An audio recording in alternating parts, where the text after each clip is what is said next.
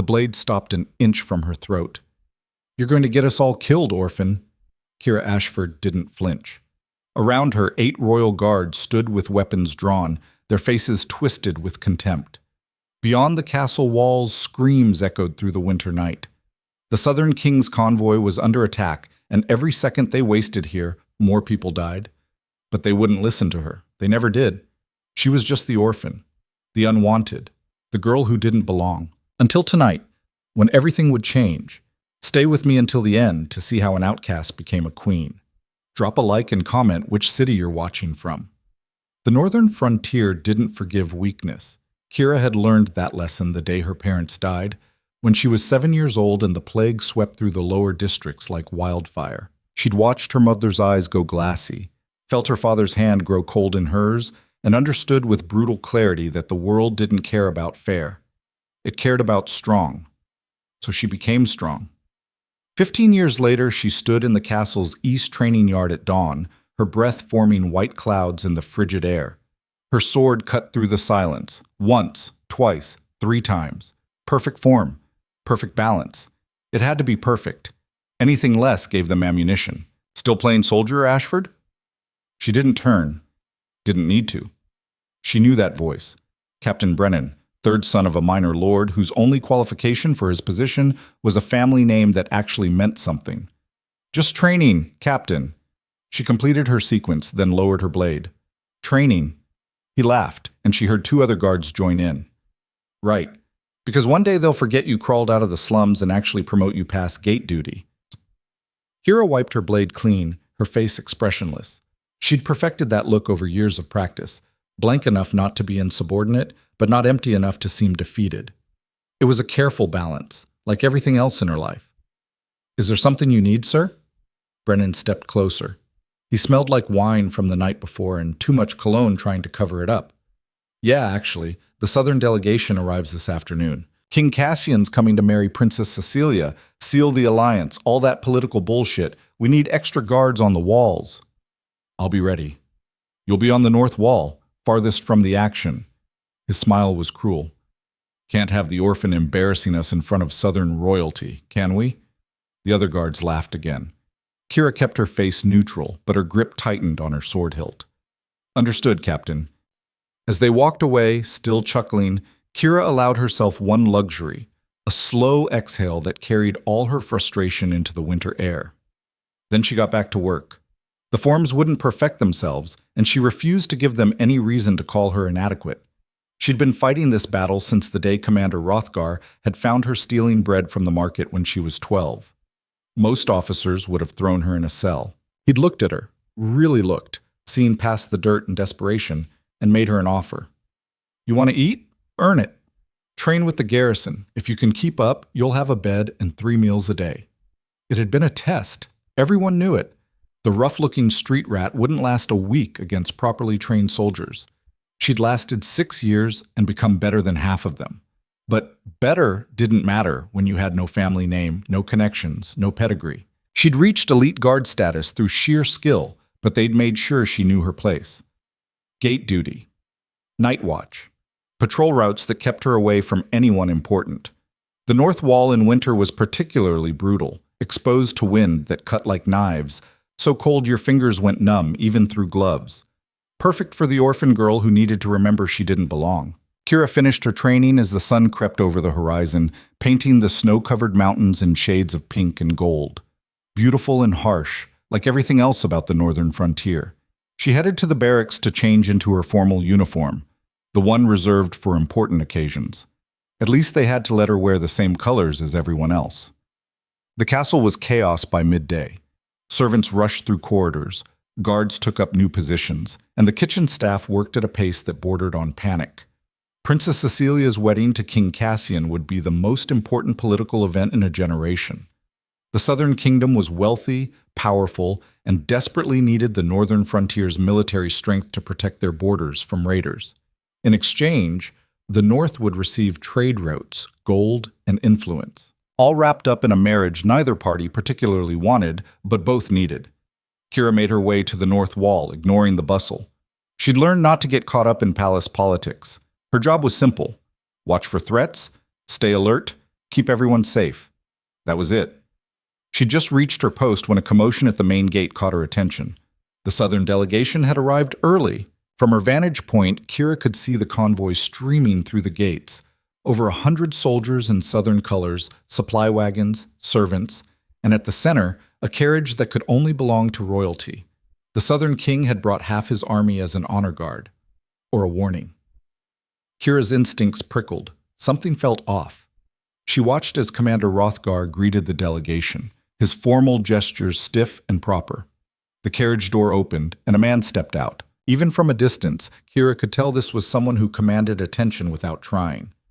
Tall, broad-shouldered, moving with a predator's grace that made her throat tight. He wore black and silver, his dark hair pulled back from a face that was all hard angles and sharp edges. Not handsome in any soft way. Handsome like a blade was handsome. Dangerous. King Cassian. She watched him survey the castle with cool assessment, his gaze sweeping across walls and guards like he was cataloging weaknesses. When his eyes passed over her section of the wall, Kira felt an irrational urge to step back, even though he couldn't possibly pick her out from this distance. Impressive, isn't he? She turned. Lysa, one of the few guards who didn't treat her like dirt, had joined her on the wall. He looks arrogant, Kira said. Lysa laughed. He's a southern king coming to marry a northern princess he's never met in a castle full of people who resent his wealth and power. Arrogant might be necessary. She leaned against the rampart. Word is he fought in the border wars himself, led from the front lines, lost a brother to raiders. That made Kira pause. A king who actually fought, that was rare. Most nobility commanded from comfortable positions far from actual danger. Why would he risk a political marriage if he's that capable? Because being capable in war doesn't solve the fact that his kingdom is hemorrhaging gold trying to defend a border that's too long. Lysa shrugged. He needs our soldiers. We need his money. Tale as old as time. Below, Princess Cecilia emerged to greet her future husband. Even from here, Kira could see she was stunning. Golden hair, perfect posture, wearing a dress that probably cost more than Kira would earn in a lifetime. She smiled graciously as Cassian bowed, the picture of royal elegance. But Kira's attention wasn't on the princess. It was on the way Cassian's jaw tightened, just slightly, when Cecilia touched his arm, and the way his eyes kept scanning the courtyard like he was looking for something, or expecting trouble. You see it too, Lysa said quietly. See what? The way he's wound tight, like he's waiting for an attack.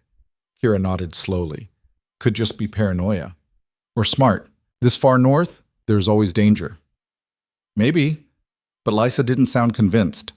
They watched as the delegation moved inside, the courtyard gradually emptying. Kira returned to her patrol, but that prickle of unease wouldn't leave. She'd learned to trust her instincts over the years. They'd saved her life more than once. Something was wrong. She just didn't know what yet. Night fell fast in the north during winter. By the time Kira's shift technically ended at sundown, darkness had already swallowed the mountains. She should have gone to the barracks, eaten, slept. But that feeling of wrongness had only intensified as the day wore on, settling into her bones like the cold. So instead of leaving her post, she stayed on the wall. You're not getting paid for extra hours, you know. Kira turned. Commander Hrothgar approached, his weathered face creased with something between concern and approval. Can't sleep anyway, sir. He studied her for a long moment. Hrothgar was one of the few people in the castle who'd never treated her like she was less than. Hard, yes. Demanding, absolutely, but fair. You feel it too, he said finally. It wasn't a question. Something's off, I don't know what. I've doubled the watch, quadrupled patrols, run every security check twice. He moved to stand beside her, looking out over the darkened landscape. But I can't shake it either. Old soldier's instinct. Has there been any intel? Threats? Nothing. That's what worries me. Hrothgar was quiet for a moment. The Southern King brought a man named Arthur as his advisor. Sharp, competent. I like him, which makes me suspicious because I don't like most people. He glanced at her. He's worried too. Says Cassian's been on edge since they crossed into northern territory. Why come at all if he's that concerned? Because this alliance is his last option. The raiders have been getting bolder, better organized. Without our support, His kingdom bleeds out in 2 years, maybe 3. Kira absorbed that. And if something happens while he's here, then we don't just lose the alliance, we start a war. Hrothgar's expression was grim. Stay alert, Ashford. I don't care what Brennan said about your position.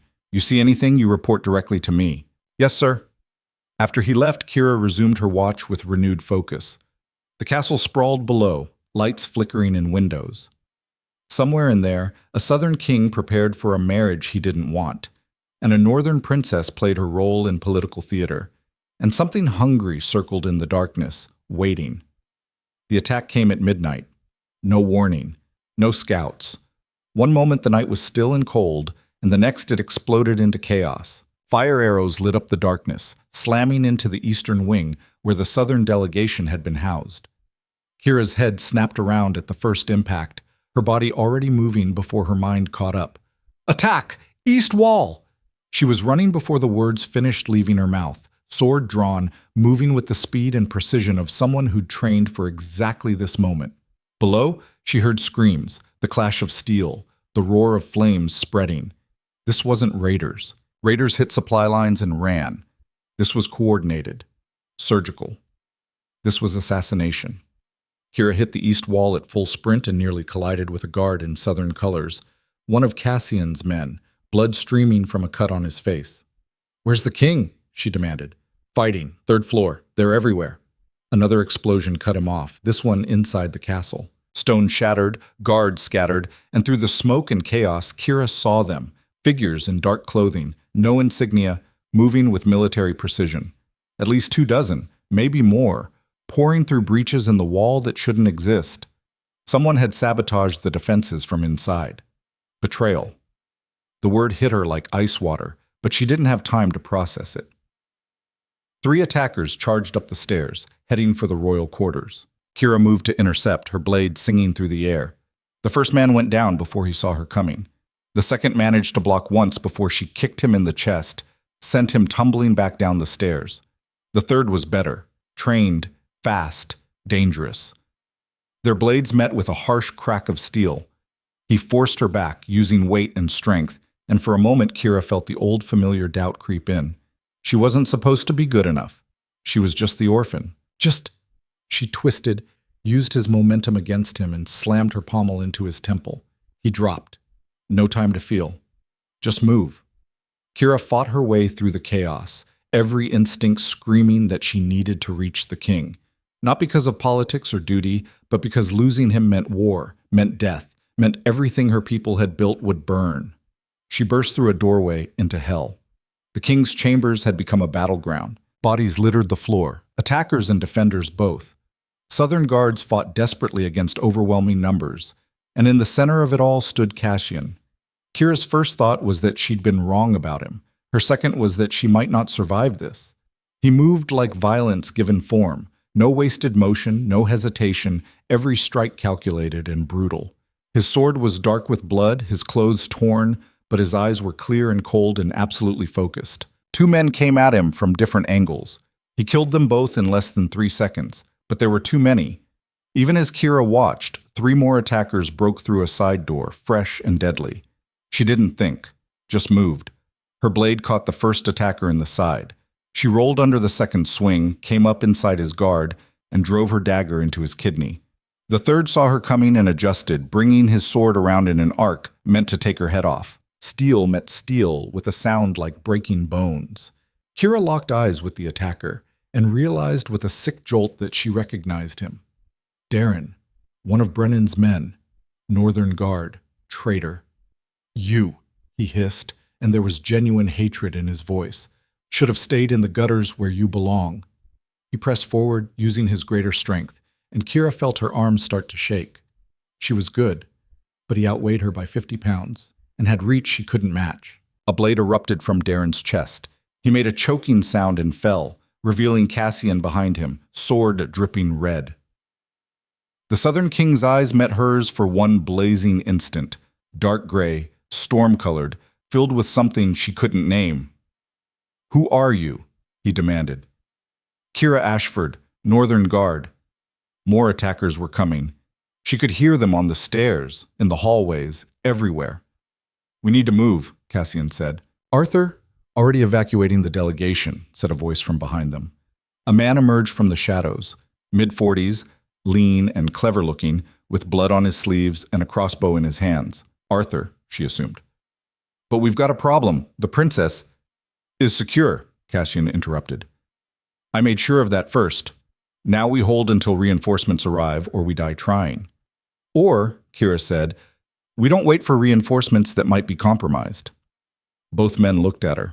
There's a traitor inside, she continued, speaking fast. Has to be. This attack was too coordinated, too precise.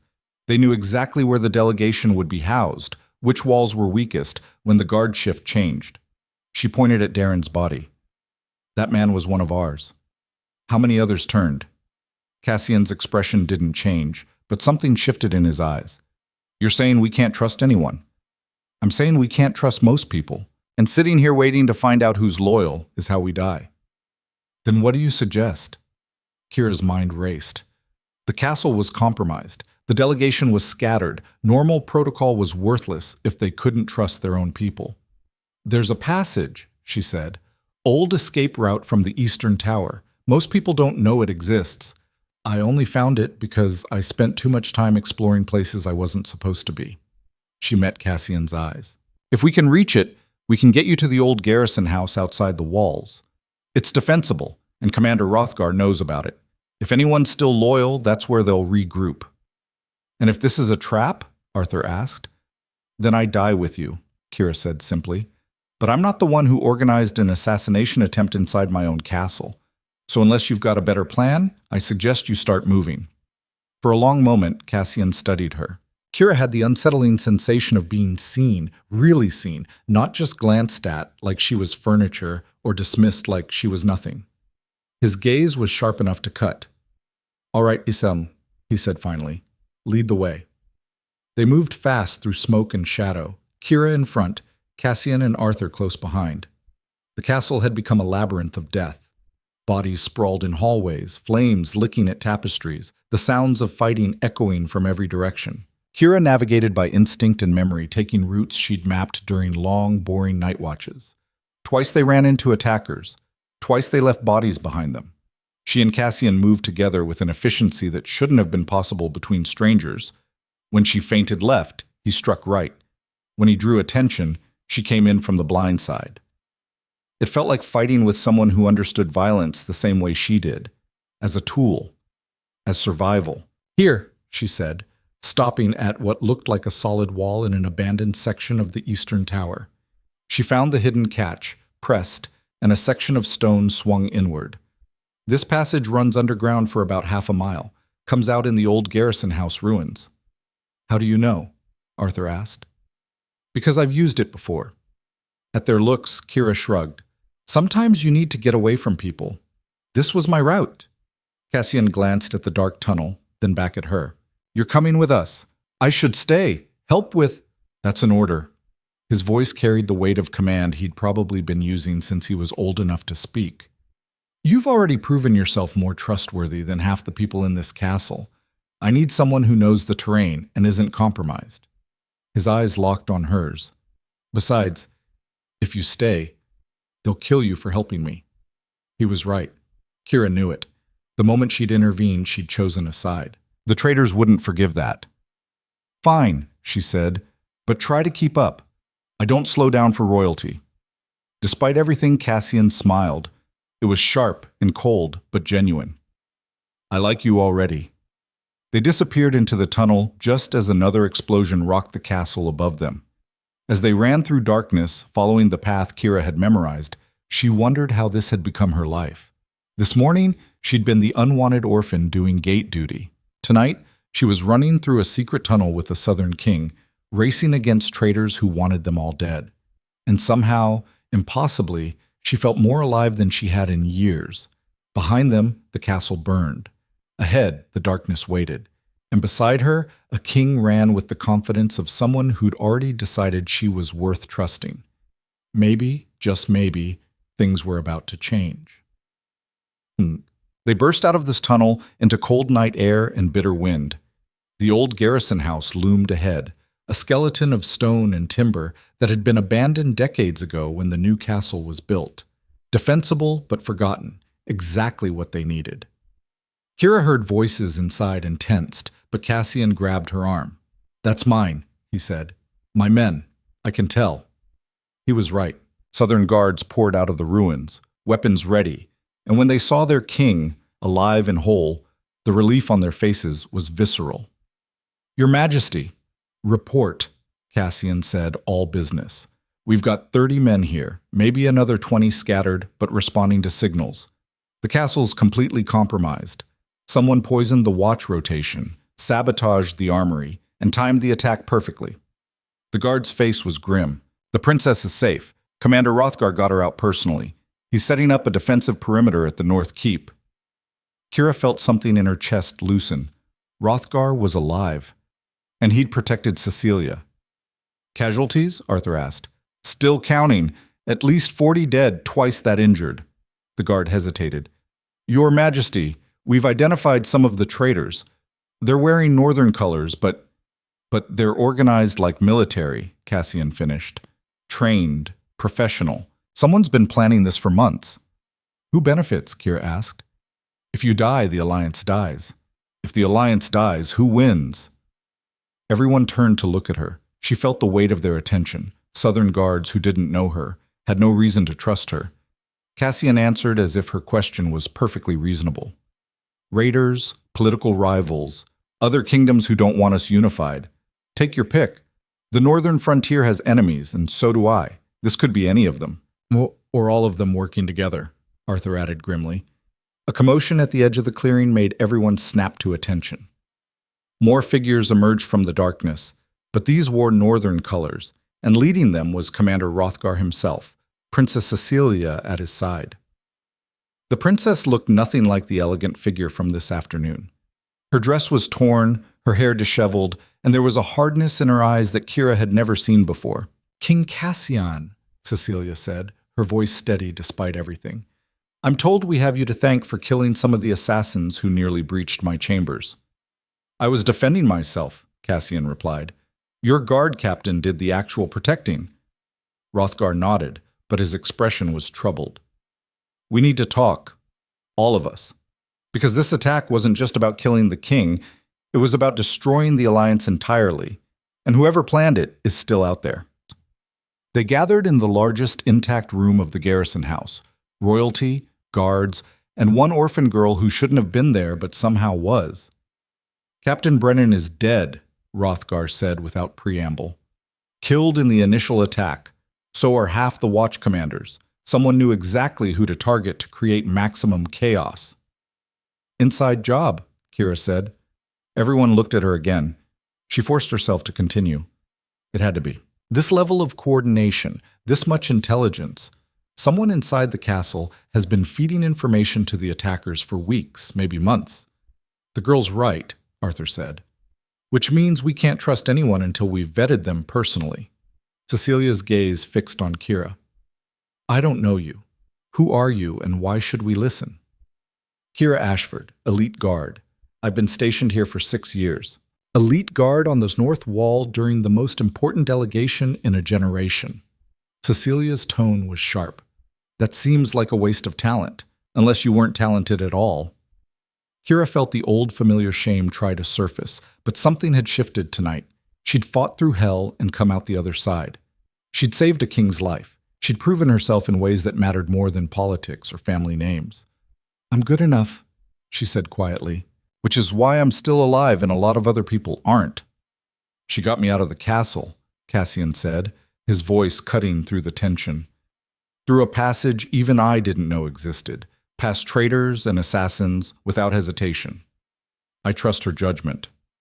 The weight of those words hung in the air. A king's trust, given freely, to someone who had no right to expect it. Cecilia studied Kira for a long moment, then nodded. "Very well. Then she should be part of what comes next." "Which is what exactly?" Cassian asked.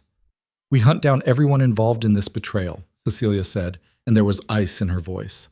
"And we make sure they never threaten either of our kingdoms again. This alliance will not fail because some traitors decided to play assassin.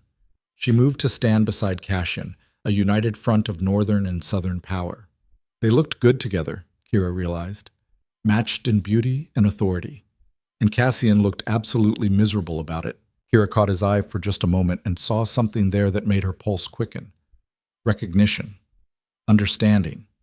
The same trapped feeling she'd lived with her entire life, being forced into a role you didn't choose, for reasons that had nothing to do with what you wanted. She looked away quickly before anyone could notice. This was politics, survival, duty, not whatever dangerous thing her body was trying to tell her it was. As plans were made and defenses organized, Kira slipped to the edge of the room. Her part was done. She'd saved the king, gotten them to safety, and now the people who actually mattered could take over. Leaving? She turned. Cassian had followed her into the shadows, away from the others. Just getting out of the way, she said. I'm not exactly policy material. No, he agreed. You're combat material, strategy material, someone who thinks clearly under pressure material. He stepped closer, and Kira's breath caught. Up close, he was overwhelming, tall enough that she had to tilt her head back to meet his eyes, radiating heat and intensity. I want you part of my personal guard while I'm here. Close protection. The princess won't like that. Neither will your people. I don't care. His voice was flat, final. You saved my life tonight. More importantly, you made smart decisions when everything was falling apart. That's rare. I'm not letting it go to waste because of politics. Kira should have declined, should have made excuses, should have remembered her place. Instead, she heard herself say, all right, but I'm not good at bowing and scraping. Cassian's smile was sharp and real. Good. I hate that shit anyway. He walked back to the planning session, leaving Kira in the shadows, her heart pounding and her world completely turned upside down. Outside, the winter wind howled through the ruins. Inside, a southern king prepared for war. And an orphan girl who'd spent her whole life being told she didn't matter stood in the darkness, feeling the first stirrings of something she'd never allowed herself before. Hope. Dawn broke cold and gray over the ruins, painting everything in shades of ash and ice. Kira hadn't slept. None of them had. The night had been spent organizing survivors, identifying bodies, and trying to piece together who could be trusted. By the time pale light filtered through the broken walls, they had a working theory and a list of suspects that made her stomach turn. Hrothgar stood at the center of the makeshift command room, his face carved from granite. 17 confirmed traitors among the Northern Guard. Maybe more we haven't identified yet. They were organized in cells. Each one only knew a few others. Professional, military. Someone trained them, Arthur said, his clever eyes scanning the report spread across the table. This wasn't opportunistic. This was planned months in advance. Cassian leaned against the wall, arms crossed, watching everything with those storm-colored eyes. He'd cleaned the blood off his sword, but not his clothes. Kira suspected that was deliberate, a reminder to everyone present of what they'd survived. The question is who benefits most, Cecilia said. She changed into practical clothes, her golden hair pulled back in a severe braid. Gone was the decorative princess from yesterday. This version was harder, sharper. The obvious answer is anyone who opposes the alliance. But that's too simple. Nothing about this is simple, Cassian replied. Whoever planned this knew details that should have been restricted. Guard rotations, room assignments, structural weaknesses. That level of intelligence suggests. Someone close, Kira finished. Everyone turned to look at her again. She was getting used to it, though it still felt wrong. Someone in your delegation or ours. Someone who had access to both sides. The silence that followed was heavy enough to crush bone. Are you accusing? One of Cassian's guards started, hand moving toward his sword. I'm stating facts, Kira said evenly. I don't like them any more than you do. But if we ignore the possibility because it makes us uncomfortable, we die, all of us. Hrothgar nodded slowly. She's right. We investigate everyone, no exceptions. That will take weeks we don't have, Arthur said. The raiders know we're weakened. If they attack now, then we'll be ready, Cassian interrupted. His voice was cold and final. Because we don't have a choice. The alliance moves forward. The wedding happens. We show strength, not weakness. Cecilia's expression was unreadable. You're still willing to proceed? After last night? Especially after last night. Cassian straightened, and Kira watched him slip into the role of king like armor. Whoever did this wanted us to fracture, to turn on each other, to abandon the alliance out of fear. I don't give people what they want when they try to kill me. I make them regret it. Despite everything, Kira felt a flicker of admiration. He was cornered, bleeding, surrounded by enemies he couldn't identify, and his response was to stand firmer. Stupid, maybe, but brave. The castle isn't safe, Hrothgar said. Not until we've rooted out every traitor. Then we secure it. Cassian's gaze swept the room, landing on Kira for just a moment longer than necessary. Room by room, person by person. Anyone who can't be verified gets detained. Anyone who resists gets put down. We turn this place into a fortress, and we do it fast. It was a brutal plan. Efficient, ruthless. It was also their only option. They spent the next 3 days rebuilding security from the ground up. Kira found herself at the center of it, despite her protests. Cassian had meant what he said about keeping her close. She was assigned to his personal guard, which meant following him everywhere, watching his back, and learning more about him than she'd ever wanted to know. He worked constantly, barely slept, made decisions with a speed that left others scrambling to keep up. And he was smart. Not just book-learning smart, but practical, tactical smart. The kind that came from experience, from making mistakes, and learning not to make them twice. "You're staring," he said without looking up from the supply manifest he was reviewing. Kira blinked. They were alone in one of the secured rooms going over inventory. The sun had set hours ago. Her shift should have ended, but she'd stayed because leaving felt wrong. "Just thinking," she said. "About?" Now he did look up, and those gray eyes pinned her in place. "How you're different than I expected." "What did you expect? Soft southern nobility who faints at the sight of blood?" "Something like that." Cassian smiled, sharp and humorless. "My father was soft, kind, believed the best in people right up until it got him killed. Raiders ambushed his convoy when I was 19, cut him down while he tried to negotiate." He set down the manifest. "I learned fast that kindness is a luxury. Survival requires harder choices." Kira understood that. She'd learned the same lesson watching her parents die, watching the world move on without them like they'd never existed. "Is that why you're still going through with the wedding?" she asked. "Survival?" His jaw tightened. "The alliance is bigger than what I want. My kingdom needs it. Your people need it. Personal preference doesn't factor into that equation." "Sounds lonely." "It is." He stood, moved to the window. "But loneliness doesn't kill you. Weakness does." Kira wanted to argue, to point out that maybe there was a middle ground between soft and completely closed off. But she had no room to talk. She'd spent years building walls around herself, keeping everyone at arm's length because caring hurt and loss destroyed. "For what it's worth," she said quietly, "I think the princess is getting a better deal than she realizes." Cassian turned, surprise flickering across his face. Then something else, something that made Kira's pulse kick up and her throat go dry. "Careful," he said, voice low. "Indeed, comments like that could be misinterpreted." "How?" He crossed the room in 3 strides, stopping close enough that she could feel the heat radiating off him. "You know how." Kira should have stepped back, should have remembered her place, her duty, the 100 reasons this was wrong. Instead, she held her ground and met his eyes. "Maybe I'm tired of being careful."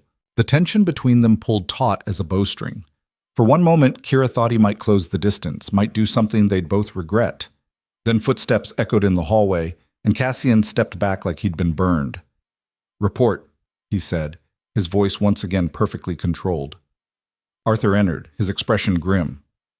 "We've got a problem." Of course they did. The problem turned out to be Lady Margot, a northern noblewoman with connections to half the influential families in the frontier. She'd been vocal about her opposition to the alliance, calling it surrender to southern wealth and weakness. Now she was demanding an audience with both Cassian and Cecilia, and she'd brought 30 armed guards to make her point. "She's calling for the alliance to be dissolved," Arthur explained as they hurried through the newly secured corridors. "Says the attack proves we can't trust the South, that bringing foreigners into our lands invites disaster." "Foreigners who are attacked right alongside your people," Cassian said, his tone deadly calm. Foreigners who bled defending this castle. Facts don't matter when people are scared, Hrothgar said. He looked older than he had 4 days ago, worn down by stress and grief. And Margot's good at using fear. She's been stirring dissent for months. They reached the Great Hall to find it packed. Lady Margot stood at the center, surrounded by her guards, addressing a crowd of nobles and soldiers. She was older, maybe 50, with iron gray hair and a face that had forgotten how to smile. Cannot ignore the obvious, she was saying. The moment Southern royalty enters our lands, we're attacked. Assassins breached our walls, killed our people, burned our home. And now we're supposed to proceed as if nothing happened? Murmurs of agreement rippled through the crowd. Kira's hand moved instinctively to her sword hilt. This was dangerous. Angry, scared people looking for someone to blame. Cecilia entered from a side door, her presence commanding immediate attention. Lady Margot, how kind of you to gather everyone together. It saves me the trouble. Your Highness, Margot's bow was perfunctory. I'm merely expressing concerns shared by many. This alliance is proceeding exactly as planned, Cecilia interrupted. The attack was orchestrated by traitors within our own ranks. Northerners, Lady Margot. Our people. Trying to destroy what could save us all. You have proof of this? We have 17 bodies and 3 prisoners who've already confessed. Hrothgar stepped forward and the crowd quieted. Captain Darren, Lieutenant Cole, Guardmaster Vance, all Northern-born, all traitors who sold out their own people for gold. The murmurs shifted, confusion replacing certainty. Kira watched Margot's expression carefully. The woman was good, barely a flicker of reaction. Too good. Even so, Margot continued, the timing is suspicious. Perhaps these traitors acted because they feared Southern influence corrupting our traditions, our way of life. Our way of life includes starving winters and raider attacks that bleed us dry, Cassian said, his voice cutting through the hall like a blade. He'd entered quietly, but now every eye turned to him. You talk about tradition? Fine. Let's talk about the tradition of watching your children go hungry because crops fail and there's no trade network to fall back on. The tradition of burning your dead after every raid because there aren't enough soldiers to protect the borders. The tradition of dying slowly instead of living. We are not weak. No one said you were. Cassian moved forward and Kira shadowed him automatically, scanning for threats. But you're bleeding and you're proud, and pride's going to kill you if you're not careful. This alliance offers trade, military support, resources, things you need, things we both need. And whoever planned that attack knew it would work because people like you would rather point fingers than face facts. Margot's face flushed red. How dare you? I dare because I'm the one who lost 20 good men that night. I dare because I pulled a blade out of my advisor's shoulder while my chambers burned. I dare because I don't have time for politics when people are dying. He stopped directly in front of her, close enough to be threatening. So here's what's going to happen.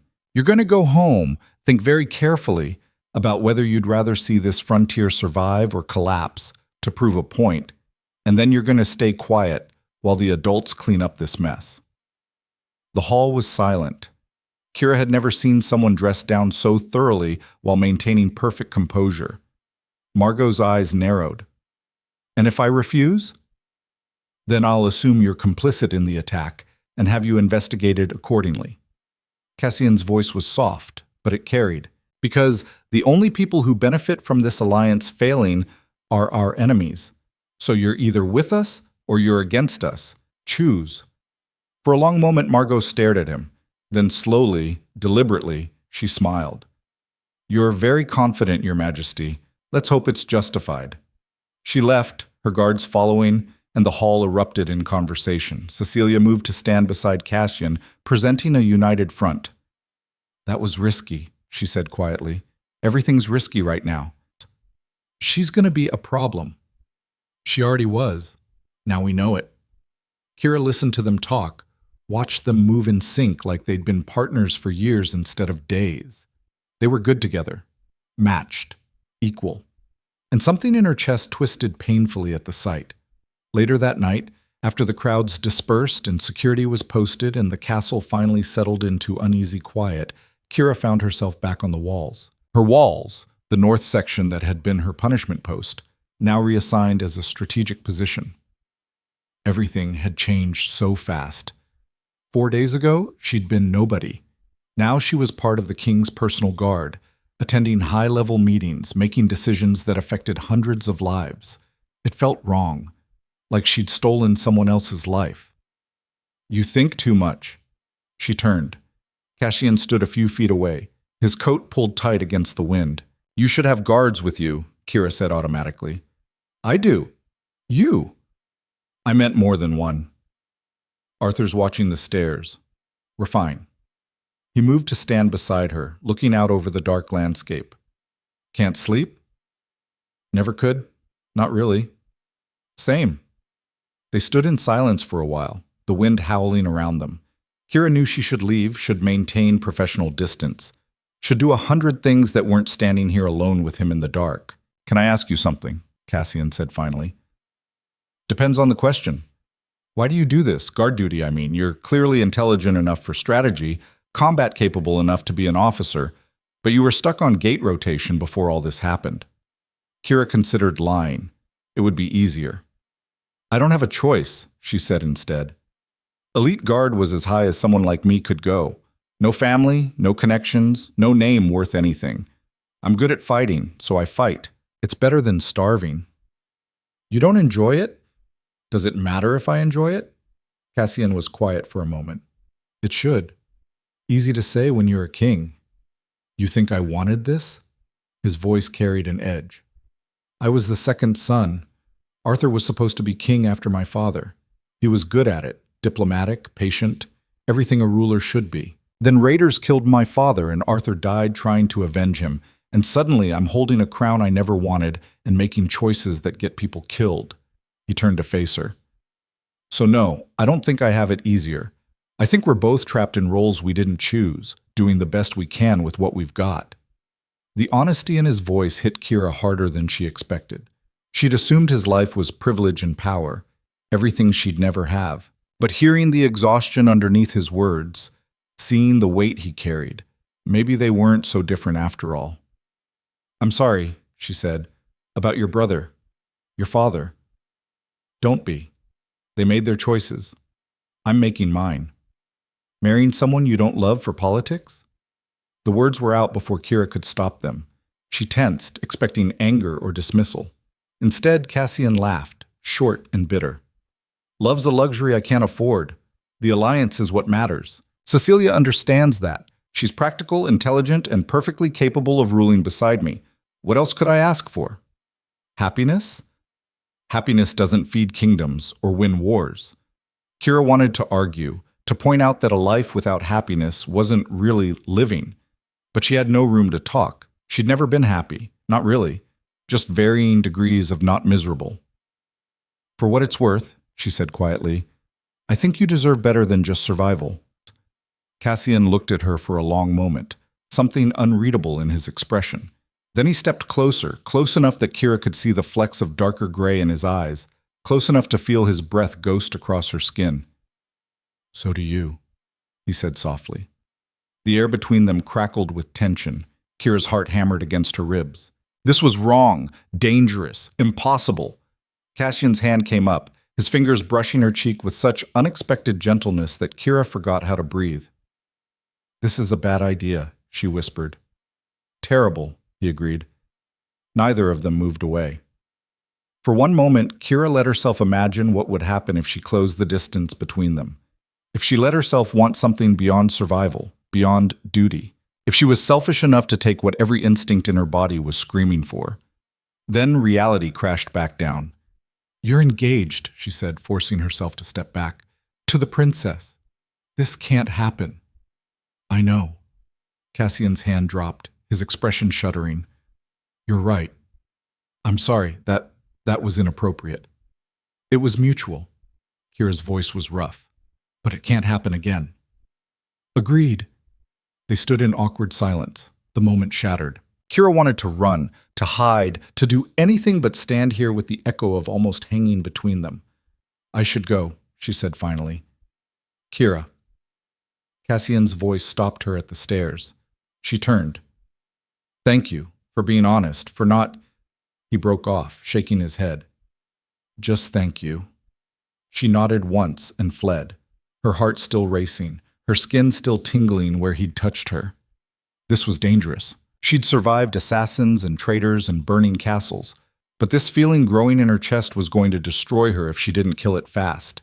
Because falling for a king who was promised to someone else wasn't just stupid. It was betrayal. The next 2 weeks passed in a blur of security sweeps, investigations, and careful alliance building. The wedding was pushed back but not cancelled. Cassian and Cecilia appeared together regularly, presenting a united front that seemed to satisfy most of the concerned nobility. Kira threw herself into work with single-minded focus. She trained harder, patrolled longer, volunteered for every dangerous assignment that came up. Anything to stay busy, to not think, to not feel. It helped. Mostly. But she couldn't completely avoid Cassian.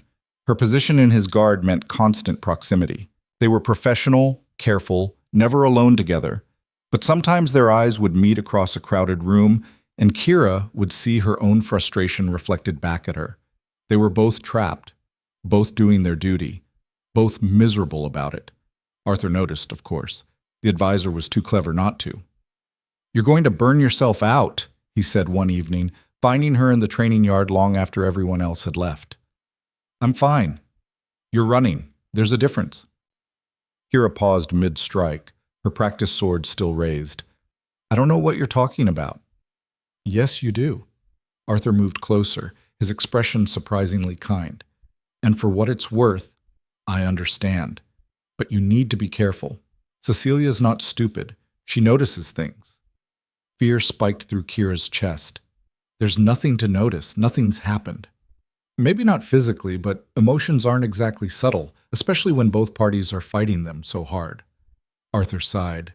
"Look, I'm not judging. If things were different, if the circumstances allowed—" He broke off, shaking his head. "But they're not different, so you need to decide whether you can handle staying or if you need to request a transfer before this becomes a bigger problem." "Transfer where? I'm part of his personal guard." "Hrothgar would take you back. You've more than proven yourself." The suggestion made sense. Smart, safe, everything Kira should want. But the thought of leaving, of not seeing Cassian every day, felt like losing something vital. "I'll think about it," she said finally. Arthur nodded and left her alone with her thoughts and her practice sword and the growing certainty that she was in over her head. The crisis came 3 days later. Kira was standing guard outside a meeting room where Cassian and Cecilia were reviewing wedding preparations with various advisors. Boring political stuff that didn't require her attention. Then she heard Cecilia's voice, raised in anger. "Don't care about appearances. I care about reality. You think I don't see it? The way you look at her, the way you tense up every time she's nearby." Kira's blood ran cold. "I don't know what you mean," Cassian said, but his voice lacked conviction. "The guard. Kira, don't insult me by pretending otherwise." Silence. Then, "Nothing's happened. Nothing will happen. You have my word." "Your word?" Cecilia laughed, sharp and bitter. "You're in love with her, or close enough that the distinction doesn't matter, and you're asking me to marry you anyway." "I'm honoring our agreement. The alliance requires marriage, not love. I accepted that from the beginning." Cecilia's voice was cold now, controlled. "But I won't be humiliated. If you can't control yourself around her, then she needs to go. She's done nothing wrong. I don't care about wrong or right. I care about my reputation and my future." "That girl is a threat to both." Kira's hands clenched into fists. She should leave, should stop listening, but her feet stayed rooted to the floor. "What are you suggesting?" Cassian asked carefully. "Transfer her. Send her somewhere far away. Or better yet, discharge her entirely. I hear the Eastern garrisons are always looking for volunteers. Dangerous posts, high mortality rates. Problem solved." The casual cruelty of it stole Kira's breath. Death sentence wrapped in political language. "No." Cassian's voice was flat. Final. "I won't punish someone for doing nothing wrong just to make you feel more secure." "Then you're choosing her over me." "I'm choosing not to be the kind of man who destroys someone's life for political convenience. There's a difference." "Is there?" Cecilia's voice was soft now, dangerous. Because from where I'm standing, it looks like you're protecting her because you care about her, which means you're already compromised, whether you've acted on it or not. More silence. Kira pressed her back against the wall, her heart hammering. I'll speak with her, Cassian said finally. Make sure there's no ambiguity about boundaries. But I won't remove her from my guard, and I won't send her to die in some border conflict. That's final. Fine. Cecilia's footsteps approached the door. But understand this. I'm watching, both of you. And if I see even a hint of betrayal, I won't be this generous again. The door opened. Kira snapped to attention, her face carefully blank. Cecilia paused when she saw her, something cold and calculating in her eyes. Guard Ashford, how convenient. You can escort His Majesty back to his quarters when this meeting concludes. Yes, Your Highness. Cecilia swept past, leaving Kira standing there with fear and fury warring in her chest. That night, Kira made her decision. She waited until late, until the castle was quiet, and then she went to Hrothgar's office. I need to request a transfer, she said without preamble. Hrothgar looked up from his paperwork, unsurprised. Where to? Anywhere. The eastern garrison, the southern border, I don't care, just away from here. Because of the king. It wasn't a question. Kira felt her face heat. It's complicated. It always is. Hrothgar leaned back in his chair. Sit down, Ashford. She sat, feeling like a child called before a parent. I'm going to tell you something I probably shouldn't, Hrothgar said. When I was your age, I fell in love with someone I couldn't have. A merchant's daughter, smart, beautiful, completely wrong for a soldier with no prospects. I knew it couldn't work. So I transferred to the most dangerous post I could find, thinking distance would fix it. Did it? No. She married someone else, had 3 kids, built a good life. And I spent 30 years wondering what might have happened if I'd fought for her instead of running. Kira stared at him. You're saying I should fight for him? He's engaged to a princess. This isn't some forbidden romance, it's treason. I'm saying running doesn't fix feelings. It just gives you different regrets. Hrothgar's expression was gentle. But I'll approve the transfer if that's what you really want. You've earned the right to choose your own path. Kira sat in silence, torn between duty and desire, between the safe choice and the one that might destroy her. Before she could answer, shouting erupted from somewhere in the castle, then screams. They were on their feet instantly, weapons drawn. Kira reached the corridor to find chaos, guards running, servants panicking, and in the distance, the distinctive smell of smoke. What's happening? She demanded. The West Wing, a guard gasped. Fire! Started in the king's chambers. Kira was running before he finished, her heart in her throat, fear drowning out everything else. Cassian's quarters were an inferno. Flames roared through the rooms, consuming everything, thick smoke making it impossible to see. Guards tried to fight the blaze, but it was spreading too fast, too hot. Where's the king? Kira shouted. He was inside, Arthur said, his face soot-stained and terrified. Arthur swung. We got him out, but he went back in for one of the servants. Kira didn't wait for more. She grabbed a water-soaked cloth, covered her face, and plunged into the fire. The heat was unbearable. Smoke choked her lungs, made her eyes stream tears. She couldn't see, could barely breathe, but she pushed forward on instinct and memory, remembering the layout from all the time she'd stood guard. Cassian! Her voice was lost in the roar of flames. Then she heard it, a cough, weak and desperate, from deeper inside. Kira followed the sound, her lungs screaming for air, her skin blistering from the heat. She found him near the back wall, collapsed over a young servant boy, shielding the child with his body. Move! She gasped, grabbing Cassian's arm. Now! He looked up, and she saw blood on his face, saw the way he swayed. The boy? I've got him. Move!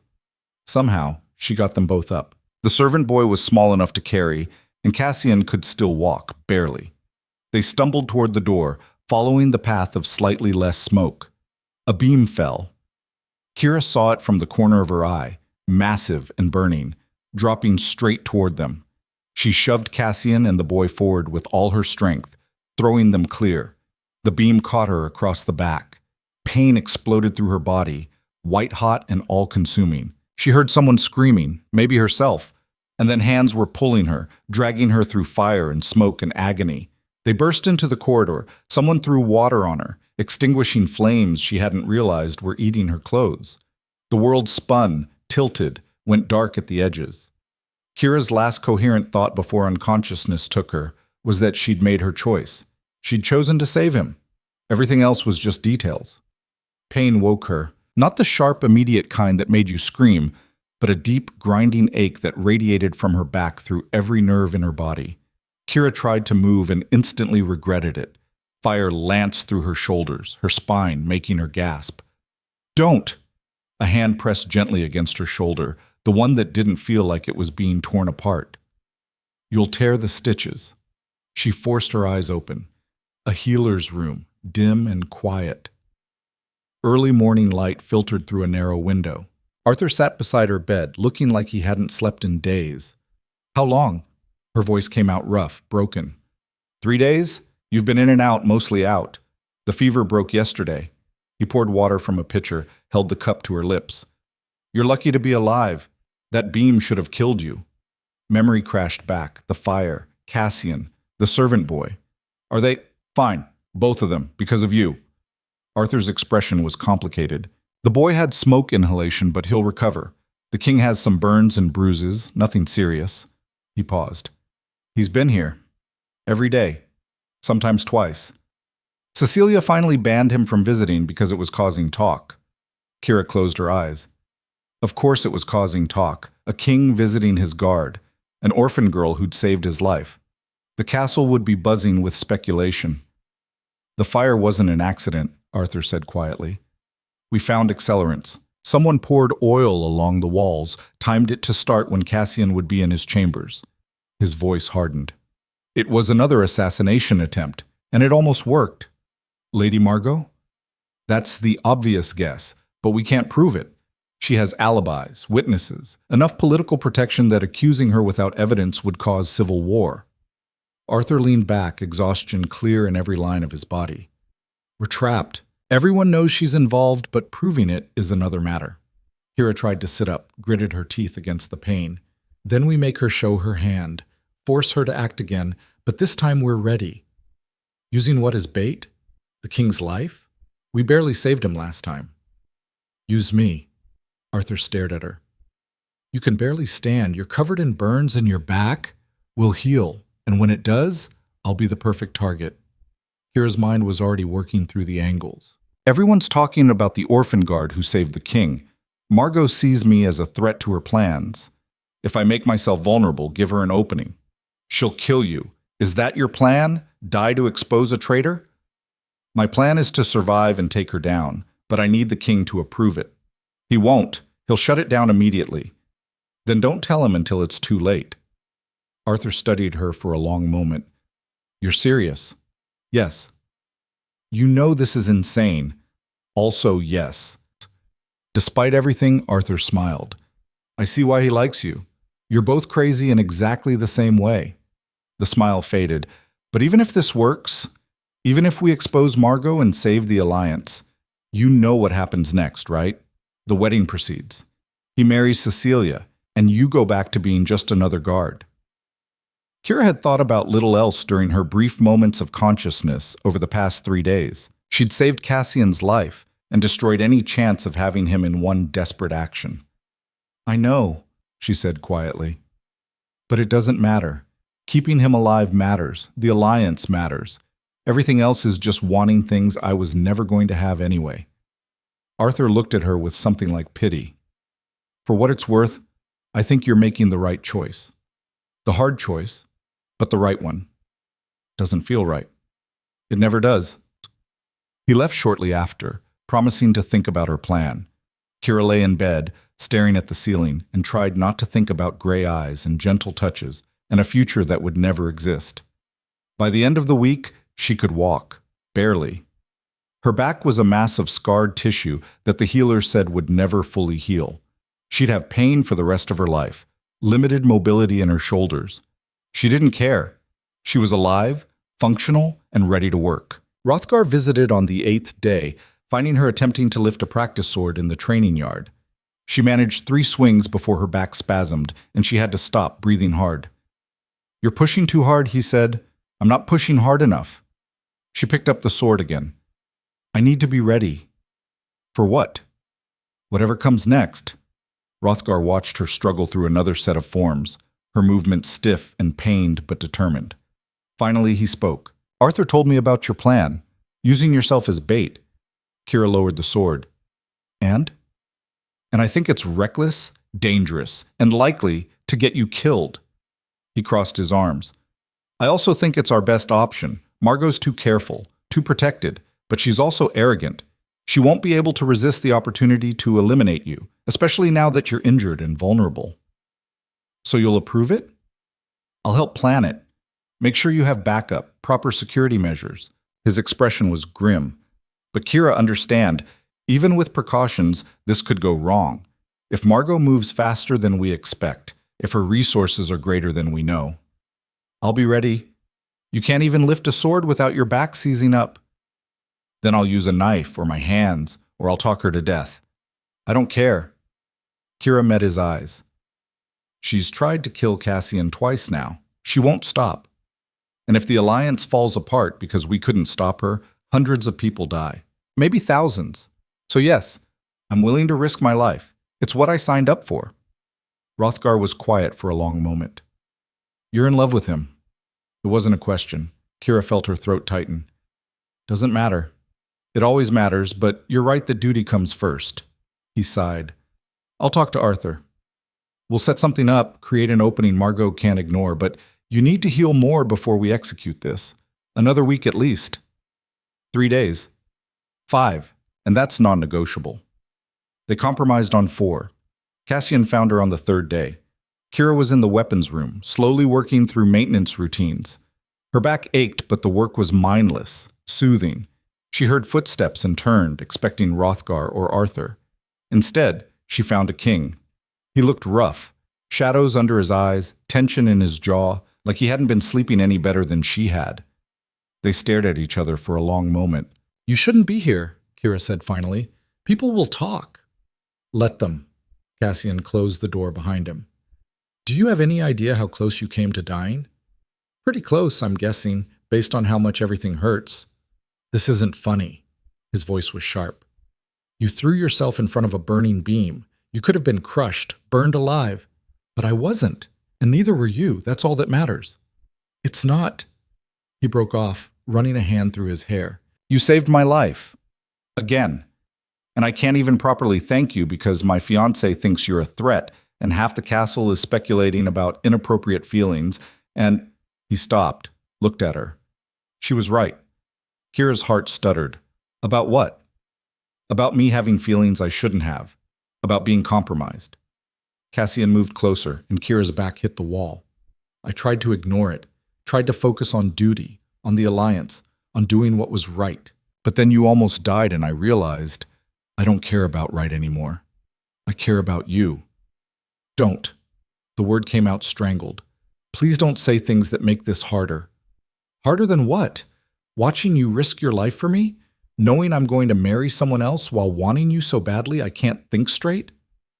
"Yes," Kira said desperately. "Exactly that. Because we can't do this. You're engaged. The alliance depends on that marriage. And I'm nobody. I'm the orphan girl who got lucky. I don't get fairy tale endings. You're the woman who saved my life twice, who fights like a demon and thinks like a strategist and refuses to quit even when everything's against her."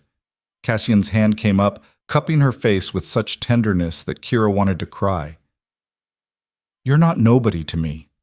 She should pull away, should reinforce boundaries, should do literally anything except lean into his touch like she was starving for it. "This can't happen," she whispered. "I know." "The wedding." "I know." "Then why are you here?" "Because I'm selfish, because I wanted to see you, because I needed to make sure you understood." He stopped, his thumb brushing across her cheekbone. "Whatever happens next, whatever I have to do for politics or duty, you need to know that if I had a choice, it would be you. It would always be you." The words broke something inside her. Kira felt tears burn her eyes, felt every wall she'd built come crashing down. That's not fair, she said, her voice cracking. Nothing about this is fair. For one moment they stood frozen, caught between what they wanted and what they couldn't have. Then Cassian leaned forward, his forehead resting against hers, and Kira stopped breathing entirely. I should go, he said softly. Before I do something we'll both regret. Like what? Like this. He kissed her. It was brief, gentle, and completely devastating. His lips brushed hers for maybe 3 seconds before he pulled back, but it was enough to ruin her completely. I'm sorry, Cassian said roughly. I shouldn't have. Don't apologize. Kira's hands were shaking.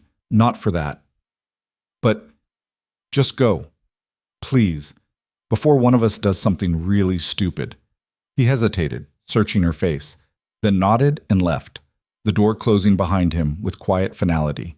Kira slid down the wall, buried her face in her hands, and let herself fall apart for exactly 5 minutes.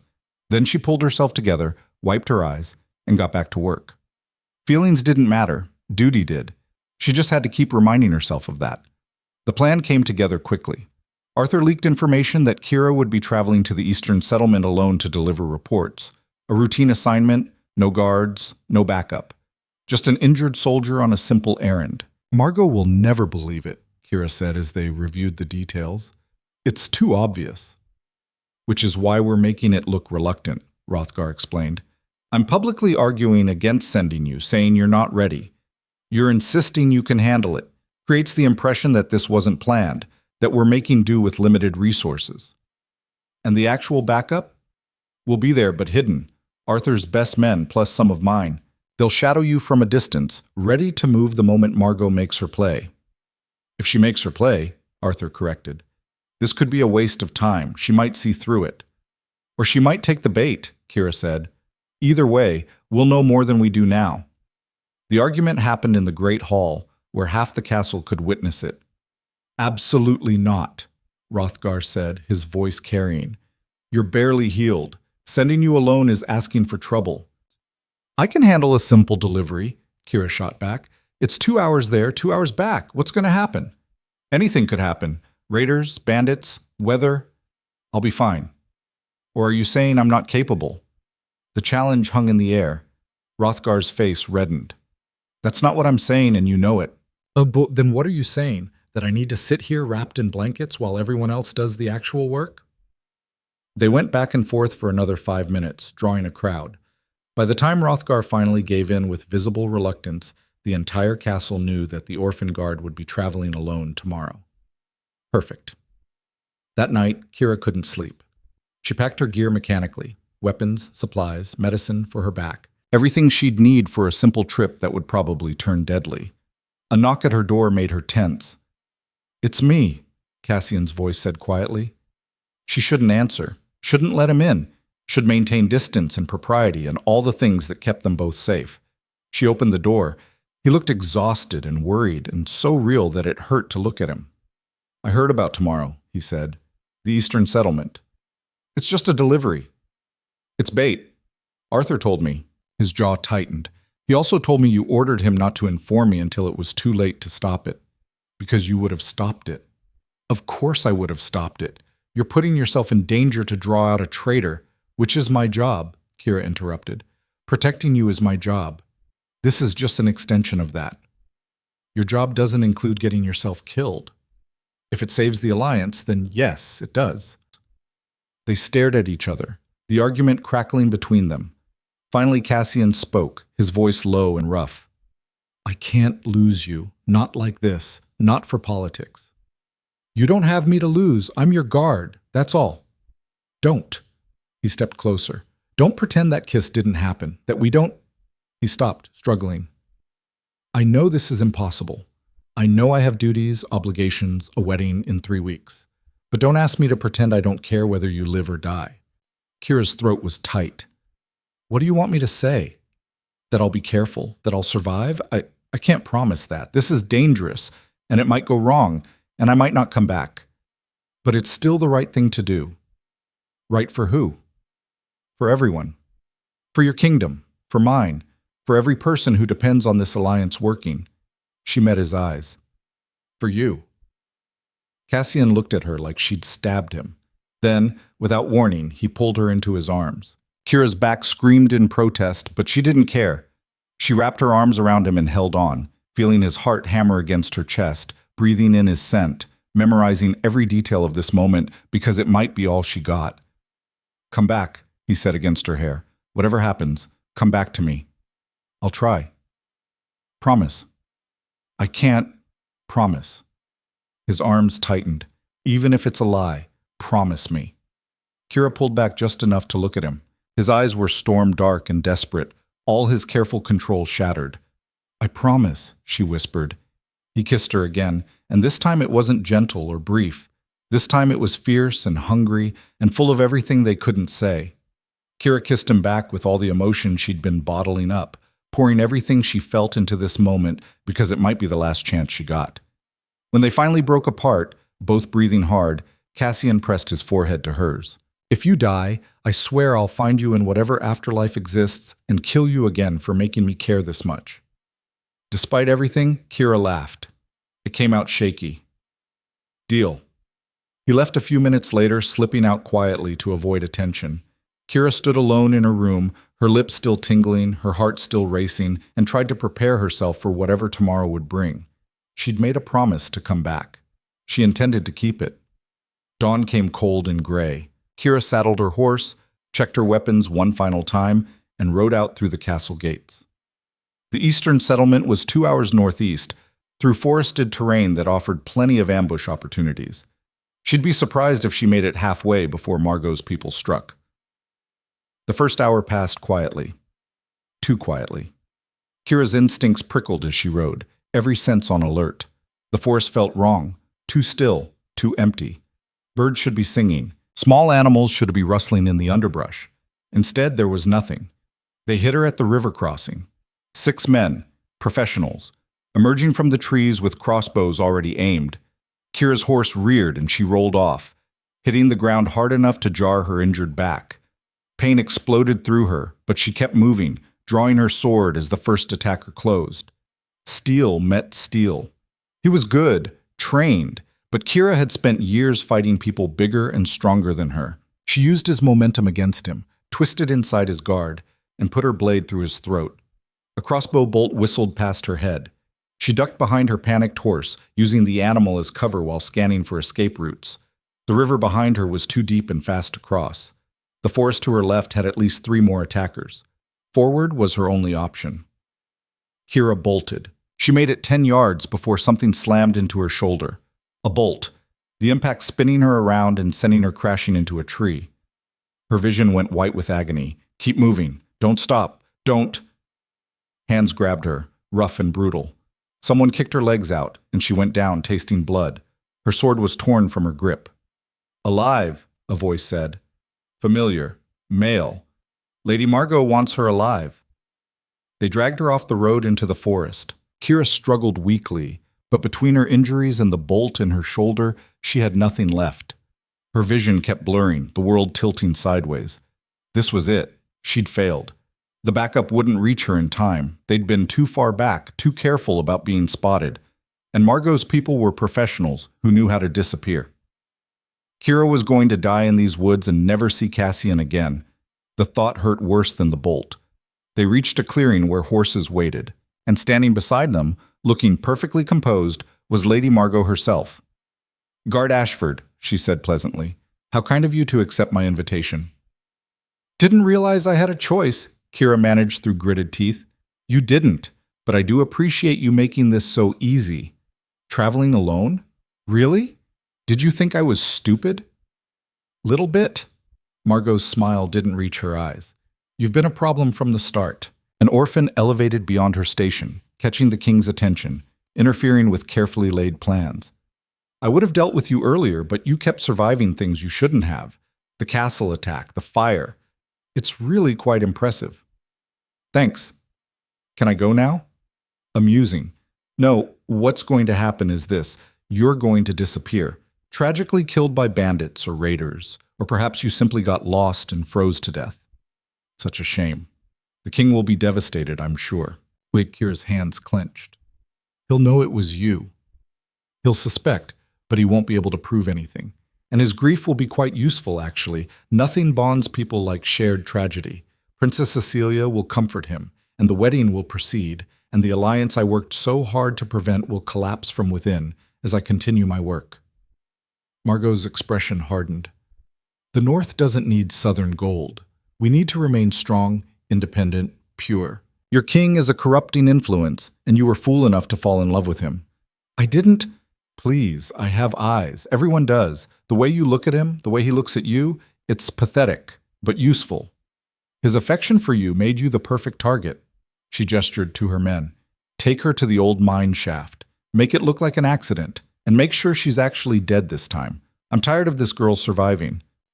They dragged Kira toward a horse, and she knew this was her last chance.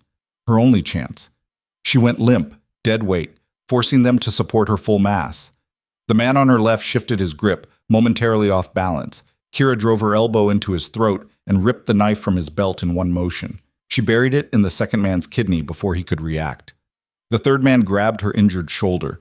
Kira screamed and spun, the knife flashing. He fell. Then crossbows fired and everything went to hell. A bolt caught her in the leg. Another grazed her ribs. Kira kept moving through pure, stubborn will, grabbing a dropped sword, advancing on Margot even as blood poured from multiple wounds. "You're dead," she gasped. "Even if you kill me, they know. Arthur knows. Hrothgar knows. You're dead." Margot's composure finally cracked. "Then I'll take you with me." She drew a blade and lunged. Kira was faster. Her sword caught Margot's wrist, sent the knife flying. Before the older woman could recover, Kira had her blade at Margot's throat. "Order them to stand down," Kira said, her voice steady despite the blood loss making her sway. "Now, or you die first." For a moment, Margot just stared at her. Then she smiled. "You won't kill me. You're too honorable. Too good. Try me." Something in Kira's eyes must have convinced her. Margot raised her free hand. "Stand down, all of you." The remaining attackers lowered their weapons slowly, uncertainly. That's when Arthur's forces hit the clearing like thunder. Armed men poured in from 3 directions surrounding Margot's people, disarming them with brutal efficiency. Arthur himself strode into the clearing, took one look at Kira covered in blood and still standing, and shook his head. "I told Cassian you'd survive. He didn't believe me." "Is he—" "Right behind us, against orders, naturally." As if summoned, Cassian burst into the clearing on horseback, his face white. He saw Kira, saw the blood, and was off his horse before it fully stopped. "You promised," he said, his voice breaking as he reached her. "You promised to come back." "I am back. Just a little damaged." Then her legs gave out and darkness took her. She woke to voices arguing in hushed tones. "Nearly died, Your Majesty. Multiple bolt wounds, blood loss, her back injuries reopened. But she's alive. Barely. And she's going to need weeks of recovery. Maybe months. I don't care how long it takes.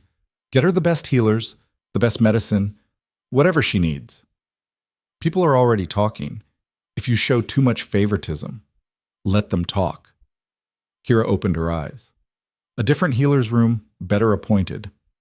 Cassian sat beside her bed, looking haggard, one hand wrapped around hers. "You're awake," he said softly. "Unfortunately, everything hurts. You had 3 crossbow bolts in you. Everything should hurt." His grip tightened. "You got her. Margot. She's in custody, along with everyone involved in the attacks. We have confessions, evidence, everything. The alliance is safe." "Good. You almost died." "But I didn't." "Kira, I kept my promise. I came back." She squeezed his hand weakly. "Now you keep yours. Marry Cecilia. Seal the alliance. Make this worth it." Cassian stared at her, anguish written across his face.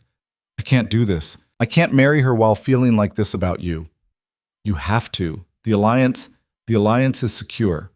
Margot's exposed. The traitors are dealt with. Both kingdoms want this union. It'll happen with or without my personal enthusiasm." He leaned closer.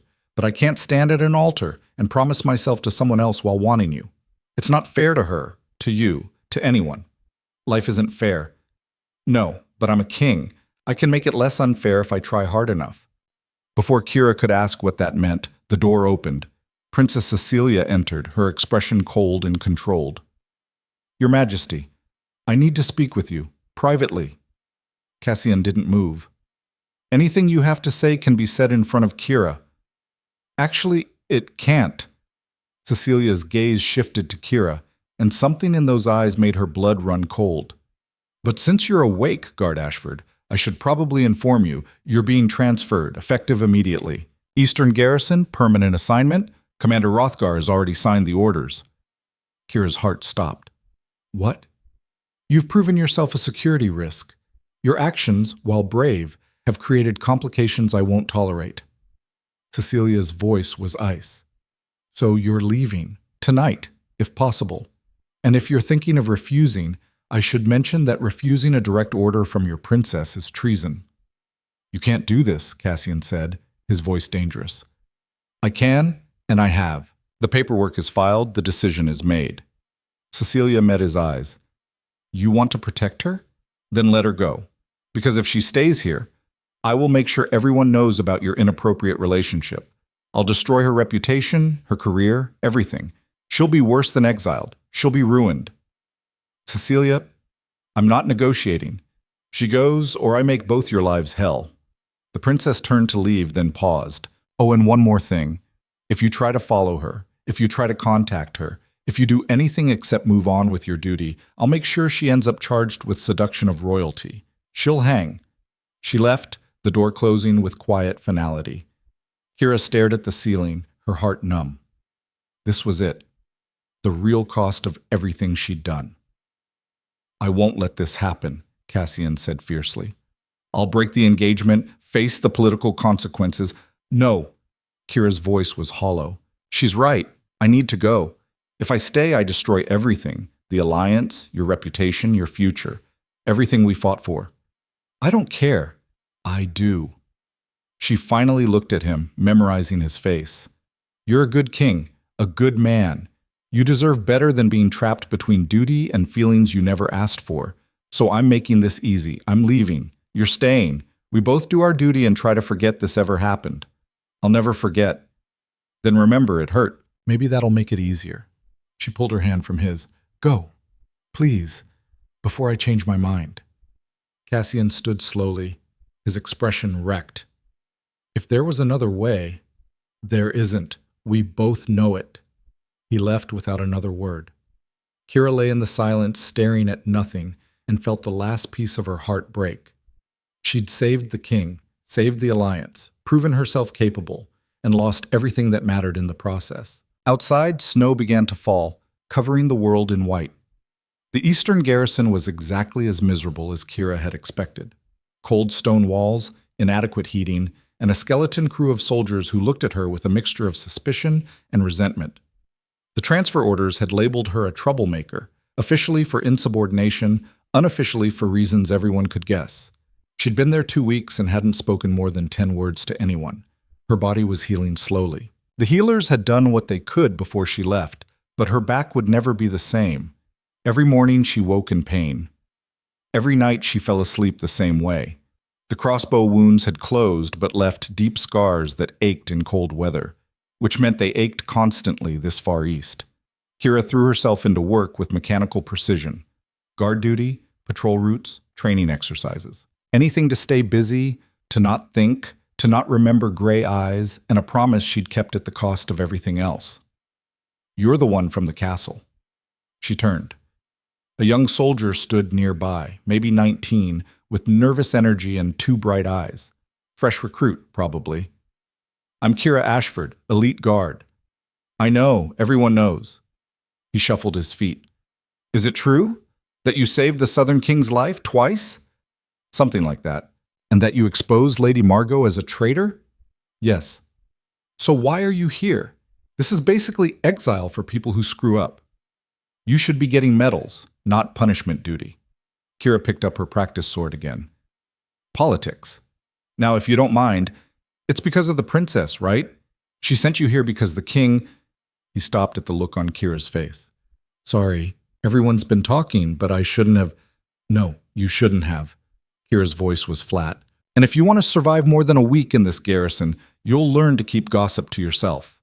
He left, chastened. Kira resumed her forms, pushing through the pain, trying to outrun thoughts that followed her everywhere. 3 weeks. It had been 3 weeks since she'd left the castle.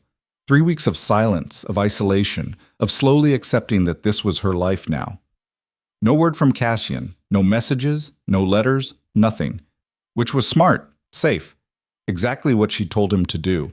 It still hurt like a blade between her ribs. The wedding was in 4 days. Kira tried not to think about it. Tried not to imagine Cassian standing at an altar with Cecilia, promising forever to someone else.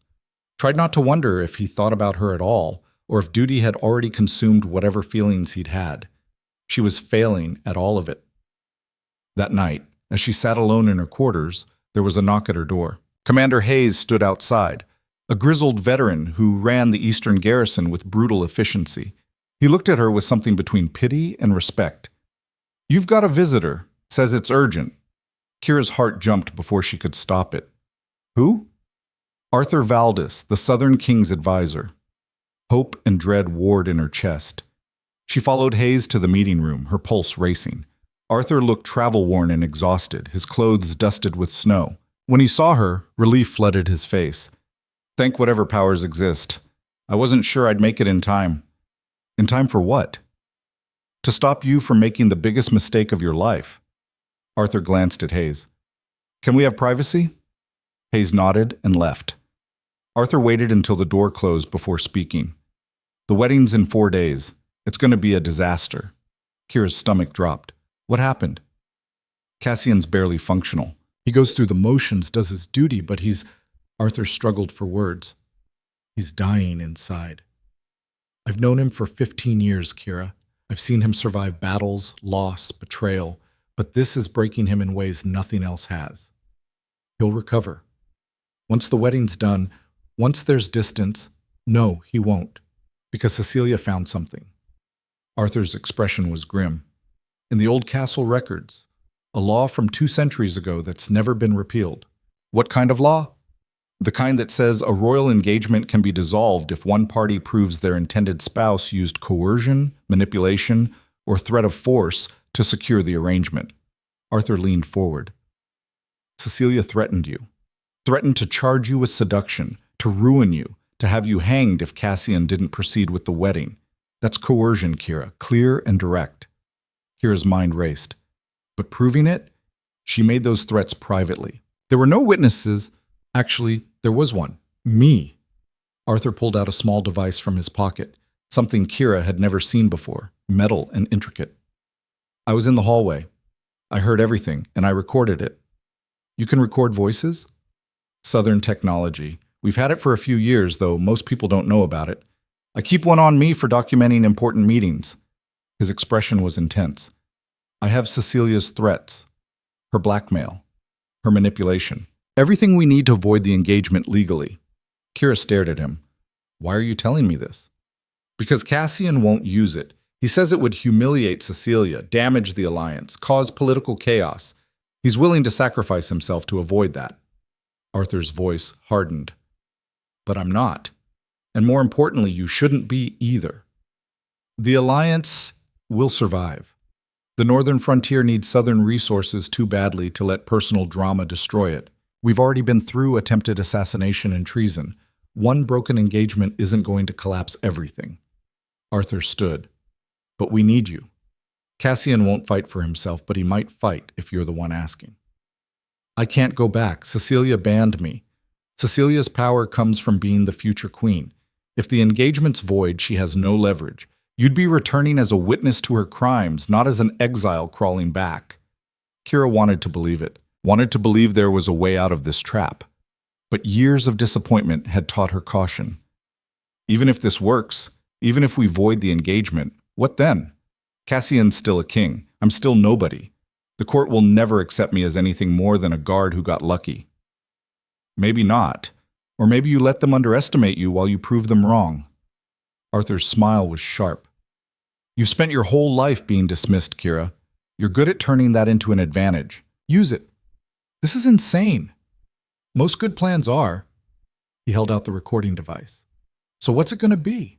Stay here and let them win? Or come back and fight for something that actually matters?" Kira looked at the device, her heart pounding. Every logical part of her brain screamed that this was a trap, a mistake, that she'd fought so hard to do the right thing, and now Arthur was asking her to undo it all. But the illogical part, the part that had thrown herself in front of burning beams and fought through impossible odds, that part was already reaching for the device. When do we leave? Arthur's grin was fierce. Right now. They rode through the night, pushing their horses hard. Arthur had brought supplies, fresh mounts at strategic points, everything needed for speed. He must have been planning this for days. Does Cassian know you're doing this? Kira asked as they stopped to switch horses. He knows I left. He thinks I'm negotiating trade agreements in the eastern settlements. Arthur checked the saddle straps. He's going to be furious when he finds out. And Cecilia? Believes you're safely exiled and no longer a threat. She's been practically glowing these past 3 weeks, convinced she's won. She has won. She got everything she wanted. Not yet. The wedding hasn't happened. Arthur swung into his saddle. And we're going to make sure it doesn't. They reached the castle 2 days before the wedding. Kira had forgotten how imposing it looked. Massive stone walls, towers reaching toward the sky, guards posted at every entrance. She'd called this place home for 6 years, but returning now felt like approaching enemy territory. We'll go straight to Hrothgar, Arthur said as they dismounted in the outer courtyard. Get his support before announcing anything publicly. But they didn't make it that far. Cecilia was waiting in the entrance hall, surrounded by guards. Her expression when she saw Kira was pure venom. You, she hissed. How dare you show your face here? I'm here as a witness, Kira said, keeping her voice steady, to testify about certain threats made against me 3 weeks ago. I made no threats. You're delusional. Really? Because I have a recording that says otherwise. Arthur stepped forward, the device in his hand. Every word, every threat, every piece of blackmail you used to force both Kira and the king into compliance. Cecilia's face went white, then red. You can't. Recordings aren't admissible. Actually, under Northern law they are, especially in cases of coercion or blackmail. Hrothgar's voice cut through the tension. He emerged from a side corridor, his expression unreadable. I've been reviewing the statutes. Interesting reading. Commander, this woman is exiled. She has no right to be here. She was transferred, not exiled, and she has every right to return if she's bearing evidence of a crime. Hrothgar's gaze was cool. Your Highness, I'm going to have to ask you to come with me. We need to discuss some serious allegations. This is absurd. I'm your princess, and I'm sworn to uphold justice, not enable blackmail. Hrothgar gestured to 2 guards. Please escort Her Highness to a secure room. Politely, but firmly. For a moment, Cecilia looked like she might fight. Then her composure snapped back into place, cold and sharp. You're making a mistake, all of you. The wedding is in 2 days. If you disrupt it, the alliance will be renegotiated on more honest terms, Hrothgar finished. Take her. As the guards led Cecilia away, she turned back to Kira with such hatred that it was almost physical. You think you've won? She said softly. You think this changes anything? You're still nothing, an orphan pretending to be more. He'll realize it eventually, and when he does, you'll wish you'd stayed in exile. Then she was gone, her words hanging in the air like poison. Kira stood frozen, feeling the weight of every eye in the hall. Whispers started immediately, shocked, scandalized, excited. The gossip would spread through the castle within hours. Well, Arthur said into the silence. That went better than expected. Hrothgar shook his head. We need to inform the king, immediately, before this turns into complete chaos. Where is he? War room. Planning security for a wedding that's probably not happening anymore. They found Cassian bent over a map, marking positions with Arthur's second-in-command and several northern officers. He looked up when they entered, saw Arthur, and frowned. You're back early. Did the negotiations... He stopped, went completely still. Kira. Her name on his lips hit like a physical blow. Kira's carefully maintained composure cracked. Your Majesty. For a long moment they just stared at each other. Then Cassian's gaze shifted to Arthur, and his expression hardened. What did you do? My job, which is keeping you from making catastrophically stupid decisions. Arthur set the recording device on the table. Cecilia blackmailed Kira, threatened her with execution if you didn't proceed with the wedding. It's all here. Every word. Under Northern law, that's coercion, which voids the engagement contract. Cassian picked up the device like it might burn him. You recorded her. Yes. Without her knowledge. Without her permission, I had plenty of knowledge that she was threatening an innocent woman with death for political convenience. Arthur. Listen to it, Arthur interrupted. Before you decide I'm the villain here, listen to what she said. Cassian activated the device. Cecilia's voice filled the room, cold and calculating, making threats that sounded even worse in replay. When it finished, the silence was absolute. She was protecting the alliance, Cassian said finally, but his voice lacked conviction. She was protecting her pride and her position, Hrothgar corrected, and she crossed lines that can't be uncrossed. Your Majesty, under our law, you have grounds to dissolve this engagement. The question is whether you're going to use them. The alliance is secure, Arthur said firmly. We've spent weeks negotiating backup terms. Trade agreements, military cooperation, resource sharing, all independent of the marriage. Your kingdom needs ours and vice versa. One broken engagement won't change that fundamental fact. But the political fallout will be managed. Cecilia broke the law. She's the one in the wrong here. Arthur's expression was intense.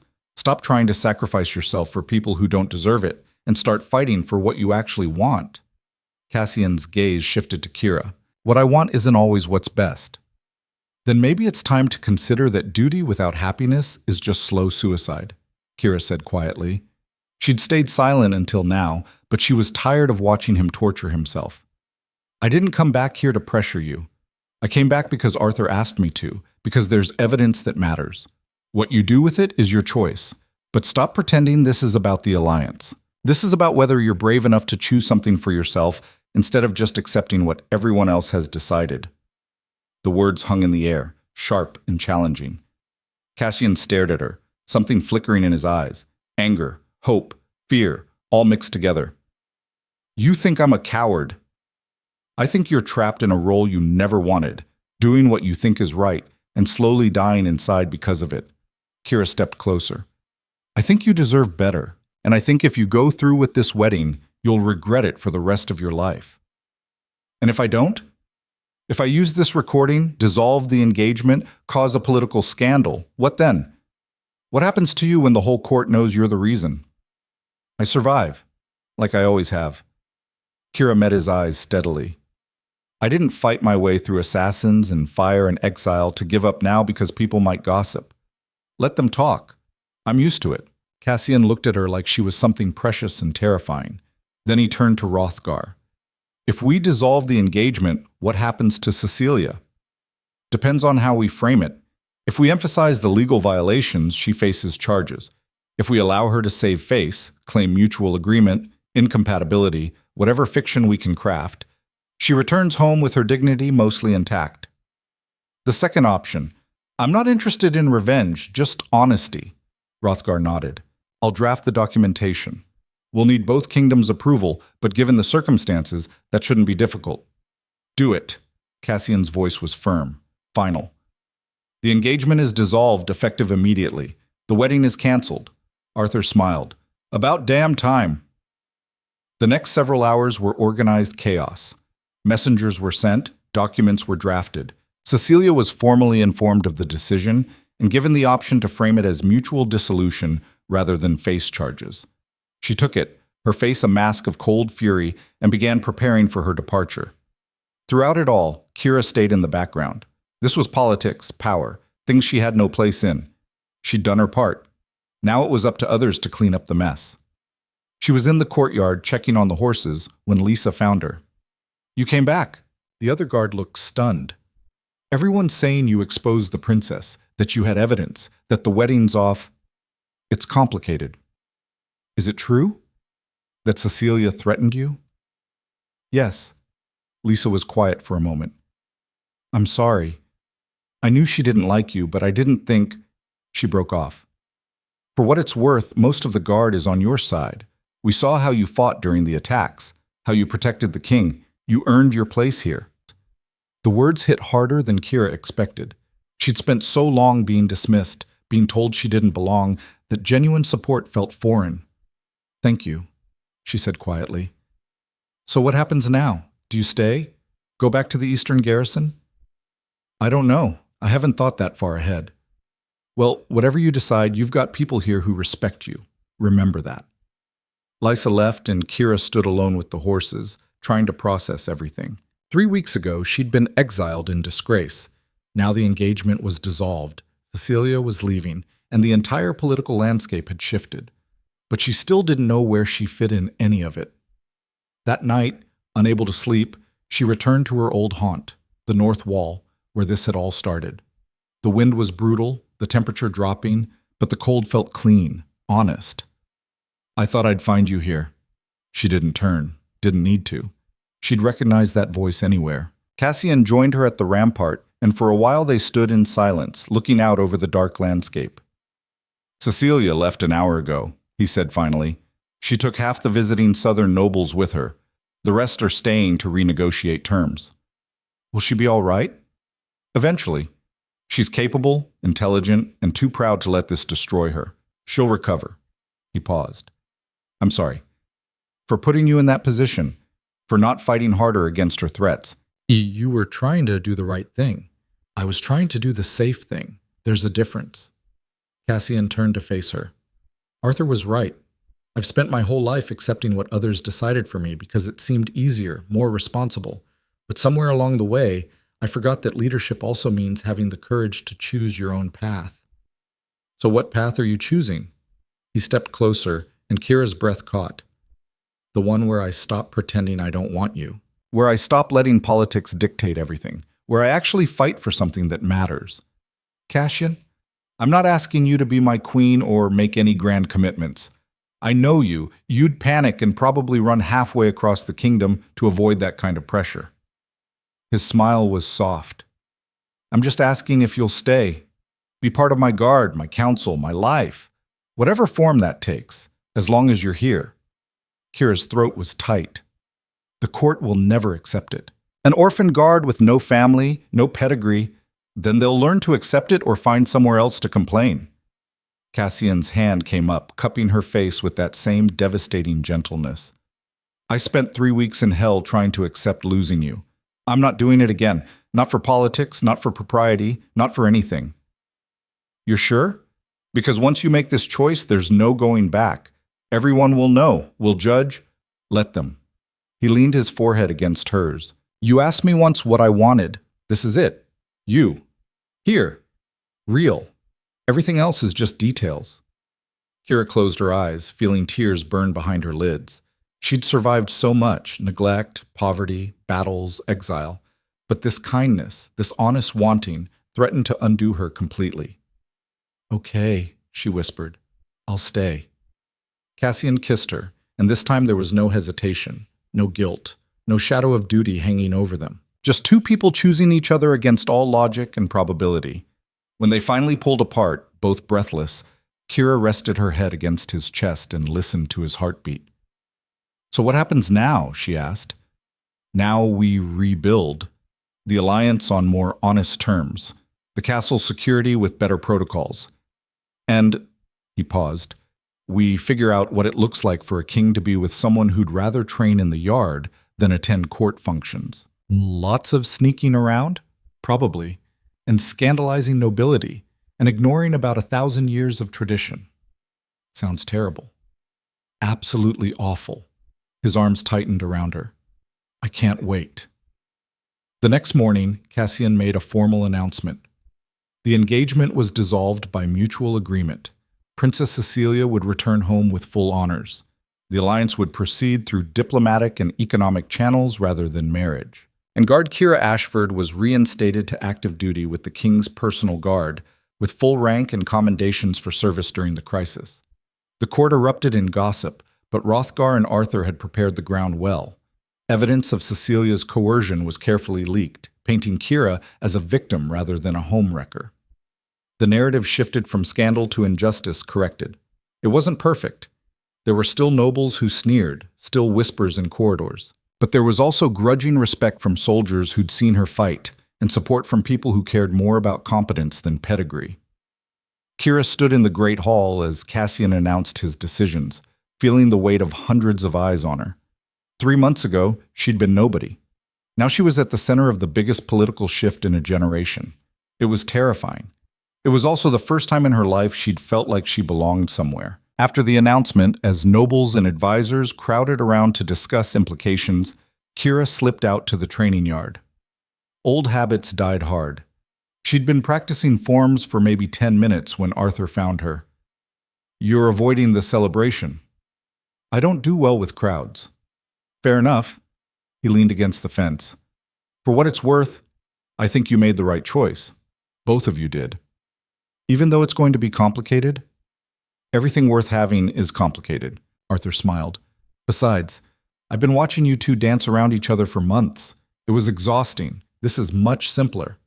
"Simpler?" "Right. A king and an orphan guard. Super simple." "Stranger things have worked."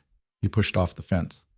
"Oh, and Kira, when you're ready to stop thinking of yourself as just an orphan guard, let me know, because everyone else already stopped seeing you that way. Might be time you caught up." He left her alone with that thought. That evening, there was a small gathering, not a grand feast, but an informal meal with the people who'd actually mattered during the crisis. Hrothgar, Arthur, Lysa, a handful of loyal guards and advisors. No ceremony, no politics. Just people who'd survived something together. Cassian sat at the head of the table, but he'd positioned Kira beside him rather than at some distant guard post. The symbolism wasn't lost on anyone. "To new beginnings," Arthur said, raising his glass, "and to people brave enough to fight for them." They drank, they talked, they laughed about narrow escapes and argued about what would come next. And for the first time in her life, Kira felt like she was exactly where she was supposed to be. Later, when the gathering broke up and people drifted away, Cassian walked her to her quarters. "Tomorrow's going to be chaos," he said. "Renegotiating terms, managing nobles, dealing with fallout. Sounds fun. It'll be terrible." He stopped at her door. "But less terrible with you there." "I'm not good at diplomacy." "No, but you're good at cutting through bullshit and getting to the truth. We need that." Kira shook her head. "You're giving me too much credit." "I don't think I'm giving you enough." Cassian's hand found hers. "You fought through everything, prejudice, exile, actual assassination attempts, and you're still standing, still fighting. That's not luck, Kira. That's strength." She wanted to argue, to point out all the ways she was still just barely holding it together, but the look in his eyes stopped her. He believed it, actually believed she was something more than the orphan girl everyone dismissed. Maybe it was time she started believing it too. "Stay?" she asked quietly. "Always." They went inside together, closing the door on the past and everything that had tried to break them. Outside, snow fell softly over the castle, covering old scars with new white. Tomorrow would bring new challenges, new battles, new tests of whether an orphan and a king could actually build something lasting. But tonight, they had each other. And sometimes, that was enough. Morning came with unexpected news. Kira was in the training yard, because some habits never died. When Hrothgar found her, his expression troubled. "We have a situation. Princess Cecilia's convoy was attacked yesterday. Raiders, about 30 miles south of here." Kira's sword lowered. "Is she alive?" But her guards weren't as lucky. "She made it to a border outpost with 3 survivors. She's requesting safe passage back to the castle." "Why here? Why not push forward to southern territory?" "Because the raiders are still hunting her, and because—" Hrothgar paused. "She specifically asked for you." That stopped Kira cold. "What?" Her message said, and I quote, "Send the orphan guard. She's the only one I trust to actually keep me alive instead of letting politics make the decision." Kira stared at him. "She tried to have me exiled, threatened to have me executed, and now she wants my protection?" "Apparently survival trumps pride." Hrothgar's expression was wry. "Cassian's assembling a rescue party. He wants you part of it if you're willing." "Does he think this is a trap?" "Arthur's investigating that possibility, but preliminary reports suggest the attack was genuine. Wrong place, wrong time, not a setup. Hrothgar met her eyes. Cecilia made terrible choices, but she doesn't deserve to die for them, and bringing her back safely would be a strong statement about Northern honor. Kira thought about it, about the woman who'd threatened her, exiled her, tried to destroy her, about whether mercy was weakness or strength.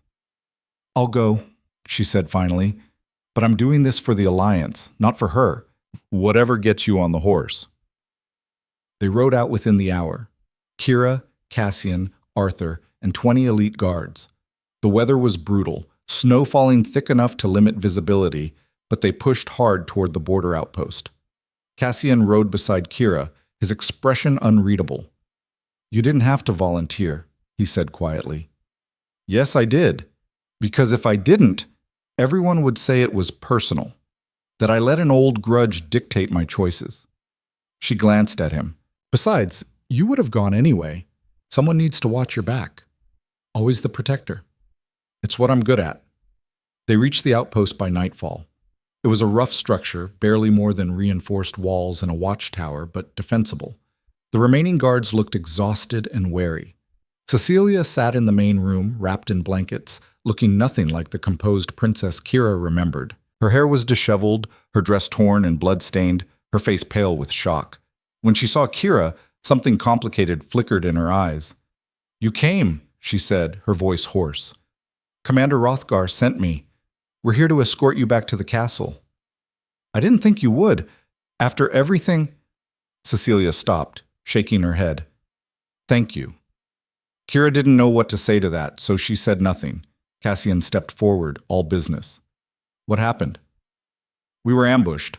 They came out of nowhere. Professional, organized, at least 30 of them.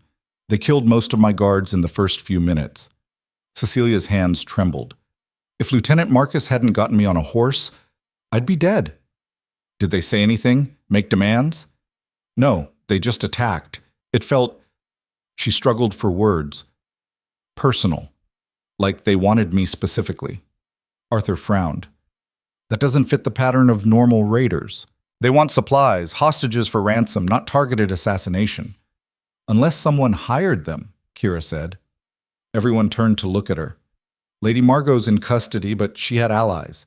People who supported her vision of keeping the North isolated. If they wanted to ensure the alliance failed permanently, they'd kill the Southern Princess, Cassian finished, his expression darkening. Make it look like Northern treachery. Start a war. Can you prove this? Cecilia asked. Not yet, but we will. Arthur's voice was grim. First priority is getting you to safety. We'll investigate once you're secure. They spent the night fortified in the outpost, guards posted at every entrance. Kira took first watch, her back aching but her mind alert. She was checking the perimeter when Cecilia found her. Can we talk? Kira wanted to say no, wanted to maintain professional distance and avoid complicated conversations, but she'd never been good at taking the easy route. Make it quick. I'm on duty. Cecilia wrapped her blanket tighter against the cold. I owe you an apology. Several, actually. You don't owe me anything. You made your choices, I made mine. It's done. It's not done. Not for me. Cecilia's voice was quiet. I was cruel, manipulative. I threatened you with death because I was scared, not of losing Cassian, but of being publicly rejected, of failing at the one thing I was raised to do. She looked at Kira. I spent my whole life preparing to be a perfect political bride. When I realized he wanted you instead, it felt like everything I'd built was worthless. So you tried to destroy me. Yes, and I'm sorry. You didn't deserve that. Cecilia's expression was raw. For what it's worth, I understand now. Why he chose you. You're real in ways I was trained never to be. Honest, brave, willing to sacrifice for others. I spent so long performing the role of princess that I forgot how to just be a person. Kira studied her, looking for deception and finding only exhaustion and genuine regret. Apology noted, she said finally. Doesn't mean we're friends. I know, but maybe someday we won't be enemies. Maybe. Cecilia started to leave, then paused. One more thing. When we get back to the castle, I'm going to make a statement that the engagement ended by mutual decision, that you had nothing to do with it, that anyone spreading malicious gossip will answer to me personally. She met Kira's eyes. I caused enough damage. I should try to fix some of it.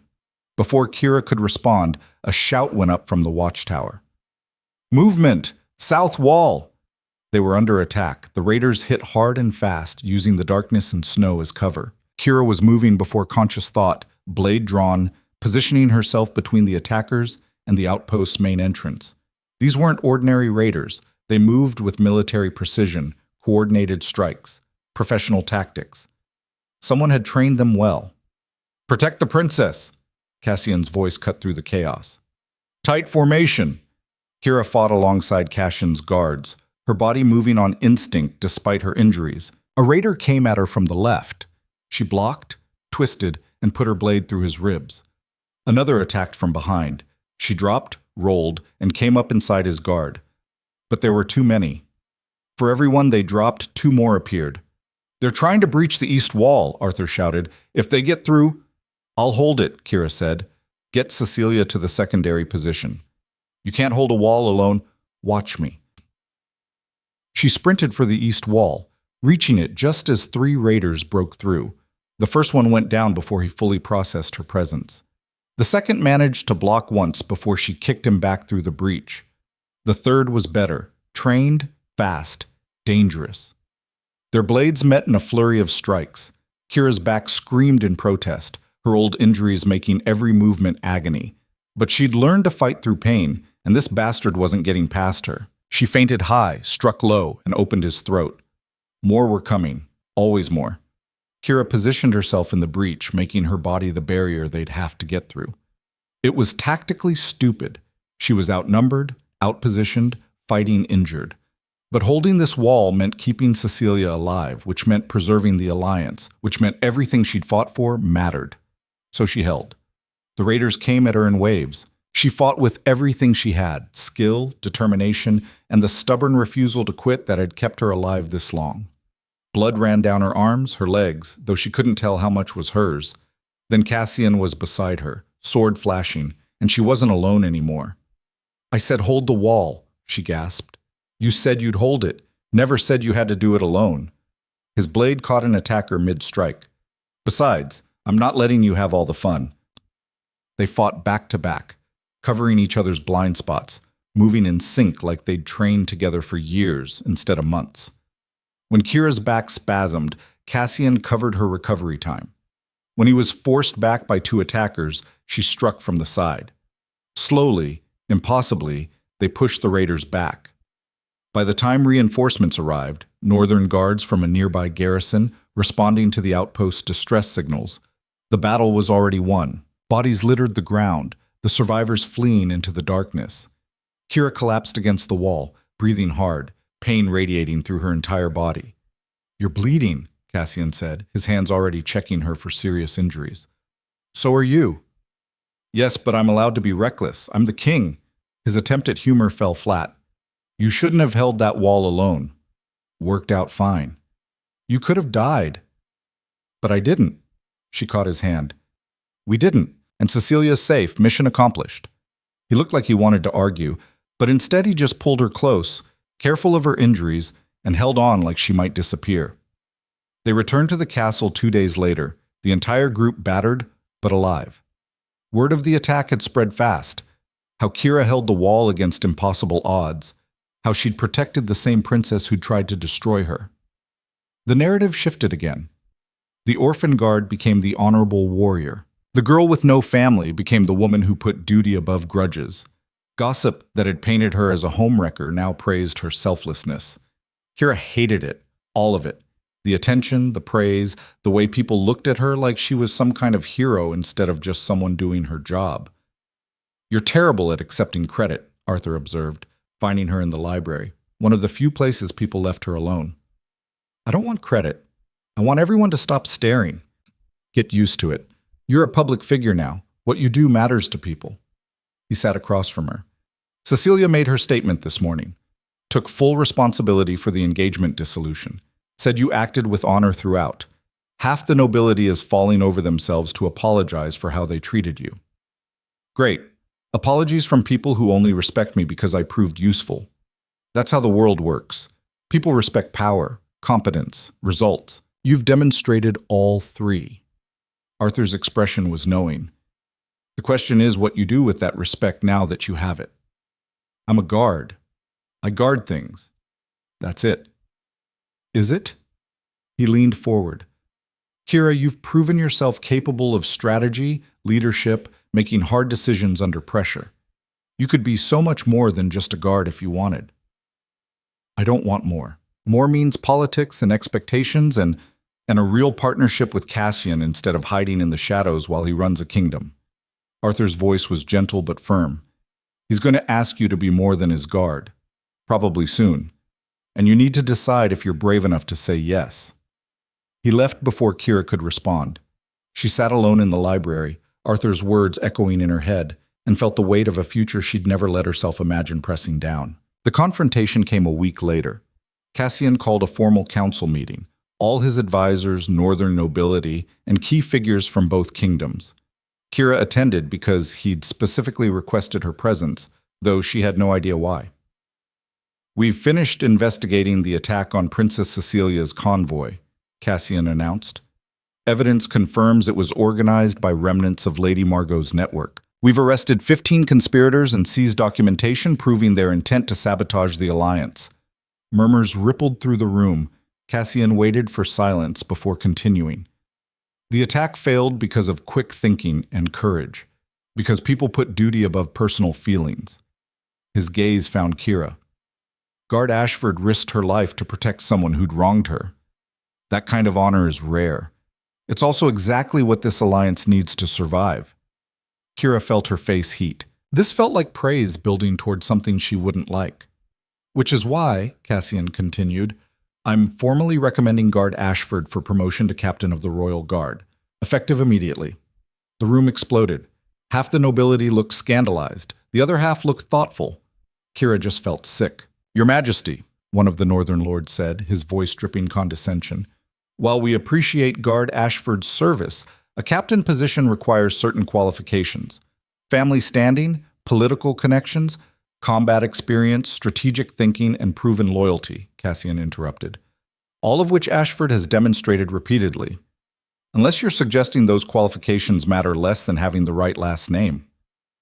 I'm suggesting tradition exists for a reason. And I'm suggesting tradition that values names over competence is why we nearly lost this alliance to traitors operating within our own ranks. Cassian's voice was cold. The old system failed. Time for a new one. This is unprecedented. So was surviving 3 assassination attempts in a month. We're in unprecedented times. We need unprecedented solutions. The argument raged for another hour. Kira sat silent, watching nobles who'd ignored her existence now arguing about her qualifications like she wasn't in the room. Finally, Hrothgar stood. I've served in the Northern Guard for 30 years, trained hundreds of soldiers, and I can tell you without hesitation that Kira Ashford is one of the finest warriors I've ever seen. His voice carried absolute authority. She's earned this position 10 times over. Anyone who thinks otherwise is welcome to challenge her to prove it. The room went quiet. I second Commander Hrothgar's assessment, Arthur added. And for the record, the Southern Kingdom fully supports this appointment. We value competence over pedigree. One by one, the reasonable voices won out. The promotion was approved, though Kira could see the resentment on some faces. After the meeting, she found Cassian in his office. You ambushed me, she said. I promoted you. There's a difference. You didn't ask first. Would you have said yes if I'd asked? Kira opened her mouth, then closed it. He was right. She would have found reasons to refuse, to stay small and safe and uncomplicated. This is too much, too fast. I'm not ready. You held a wall against 30 raiders. You exposed a conspiracy. You saved a princess who tried to destroy you. Cassian moved closer. When exactly will you be ready? What more do you need to prove? It's not about proving things. It's about... Kira struggled for words. I'm still that orphan girl everyone dismissed. Getting promoted doesn't change where I came from. No, but it changes where you're going. His hands settled on her shoulders. I'm not asking you to forget the past. I'm asking you to stop letting it define your future. And if I fail, if I'm not good enough for this position, then you fail and try again, like everyone else. His expression was intense. But you won't fail. And deep down, you know it. You're just scared of what happens when you actually succeed. The words hit like a punch. Because he was right. Succeeding meant visibility, responsibility, expectations. It meant she couldn't hide anymore, couldn't blend into the background, couldn't use her origins as an excuse. I hate that you're right, she said finally. I know. It's one of my most annoying qualities. Despite everything, Kira laughed. Fine. I'll take the promotion. I'll try to be a decent captain. But if the nobility gives me trouble, you'll handle it. You always do. He kissed her then, soft and sure, and Kira let herself lean into it.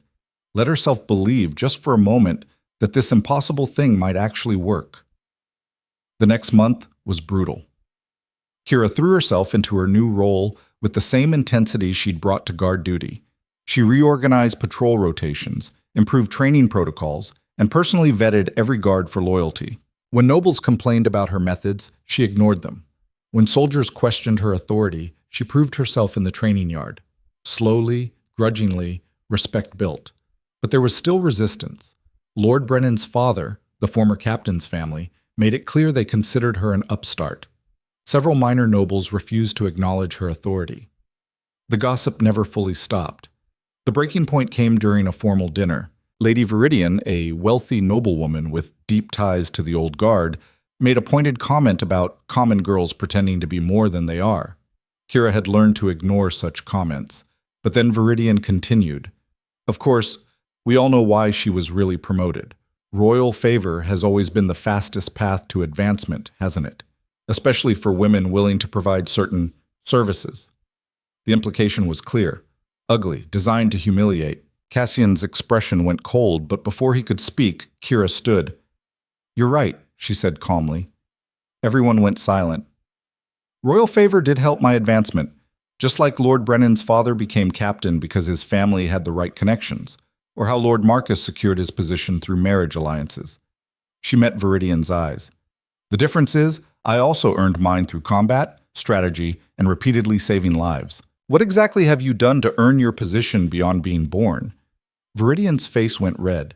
How dare I dare, because I'm tired of pretending your prejudice is reasonable criticism. Kira's voice was steady. You don't like me because I didn't follow the rules, because I proved you can rise through merit instead of bloodlines. And that terrifies you, because if people like me can succeed, what excuse do people like you have for mediocrity? The silence was absolute. Then Cassian started clapping. One person. Then Arthur joined. Then Hrothgar. Then more. Until half the room was applauding while the other half looked shocked. Viridian left the dinner early, humiliated. But Kira had made her point. After the dinner, Cassian found her on the walls, her perpetual retreat. That was magnificent, he said. That was career suicide. I just insulted half the nobility. You spoke truth to power. There's a difference. He leaned against the rampart. And for the record, the half you insulted needed to hear it. They've been protected by tradition for too long. Still might have been smarter to stay quiet. Maybe. But I don't want you quiet. I want you exactly as you are. Blunt, honest, unafraid to call out bullshit. Kira shook her head. You say that now. Wait until the political fallout hits. I've been waiting for something. Cassian reached into his coat, pulled out a small box. And I think now's the right time. Kira's heart stopped. What is that? What does it look like? He opened the box, revealing a ring. Simple silver, no ostentatious gems, just clean lines and understated elegance. Cassian, I'm not asking you to be a traditional queen. I'm not asking you to attend every tedious function or smile politely while nobility judges you. I'm asking you to be my partner, my equal, someone who challenges me, fights beside me, and reminds me why I'm doing this. He took her hand. Marry me. Not because of politics or duty, but because I love you and I can't imagine facing the future without you. Kira stared at the ring, her mind racing. This was everything she'd never let herself want. Everything she'd been too afraid to reach for. The court will lose their minds, she said weakly. Let them. We'll survive their judgment.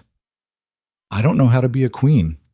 Neither did most queens before they became one. You'll figure it out. I'm going to be terrible at diplomacy. Oh, probably. I'll help. He smiled. Kira, stop looking for reasons to say no. Tell me what you actually want. What she wanted was standing in front of her, offering a future she'd never believed possible. A life beyond survival, beyond just getting through each day. A partnership built on honesty and respect, and something that felt terrifyingly close to love. Yes, she whispered. Yes, I'll marry you. Cassian's smile was brilliant. He slipped the ring onto her finger, pulled her close, and kissed her like she was precious, like she mattered, like she was exactly enough. When they finally pulled apart, Kira looked at the ring on her hand and felt something shift in her chest. Not fear, not doubt. Hope. The wedding happened 3 months later. It was nothing like what Cecilia's would have been. No massive political spectacle, no endless ceremonies. Just a gathering of people who actually mattered in the castle's old chapel with vows that meant something.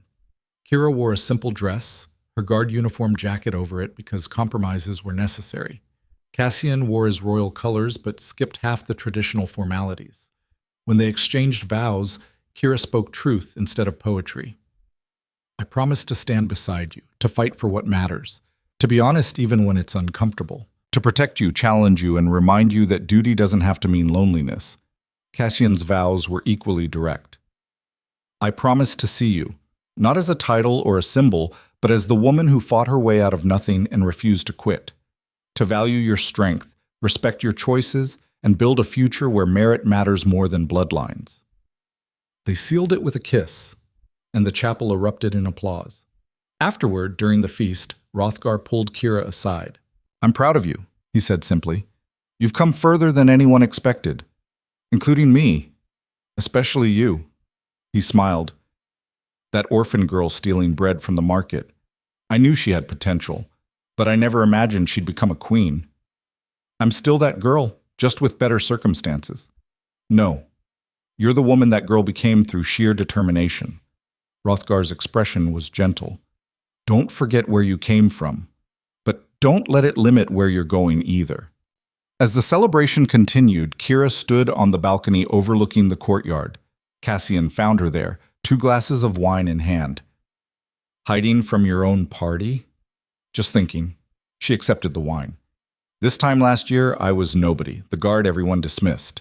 And now you're a queen, captain of the guard, someone who changed an entire kingdom's perspective on merit versus birthright. He raised his glass. To impossible journeys. To surviving them, Kira corrected. They drank, standing together as snow began to fall. Below, the castle continued celebrating. People who'd once sneered now toasted her health.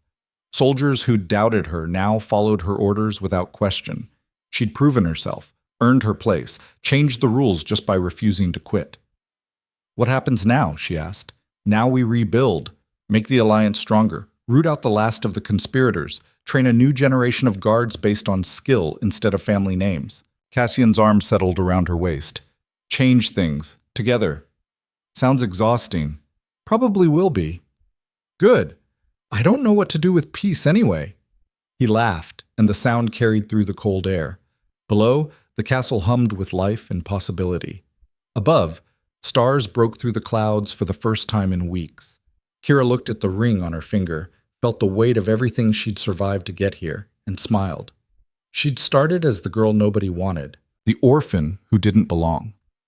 The guard dismissed and underestimated at every turn, and she'd become a queen, not through birthright or politics or luck, through courage, determination, and the stubborn refusal to let anyone else define her worth.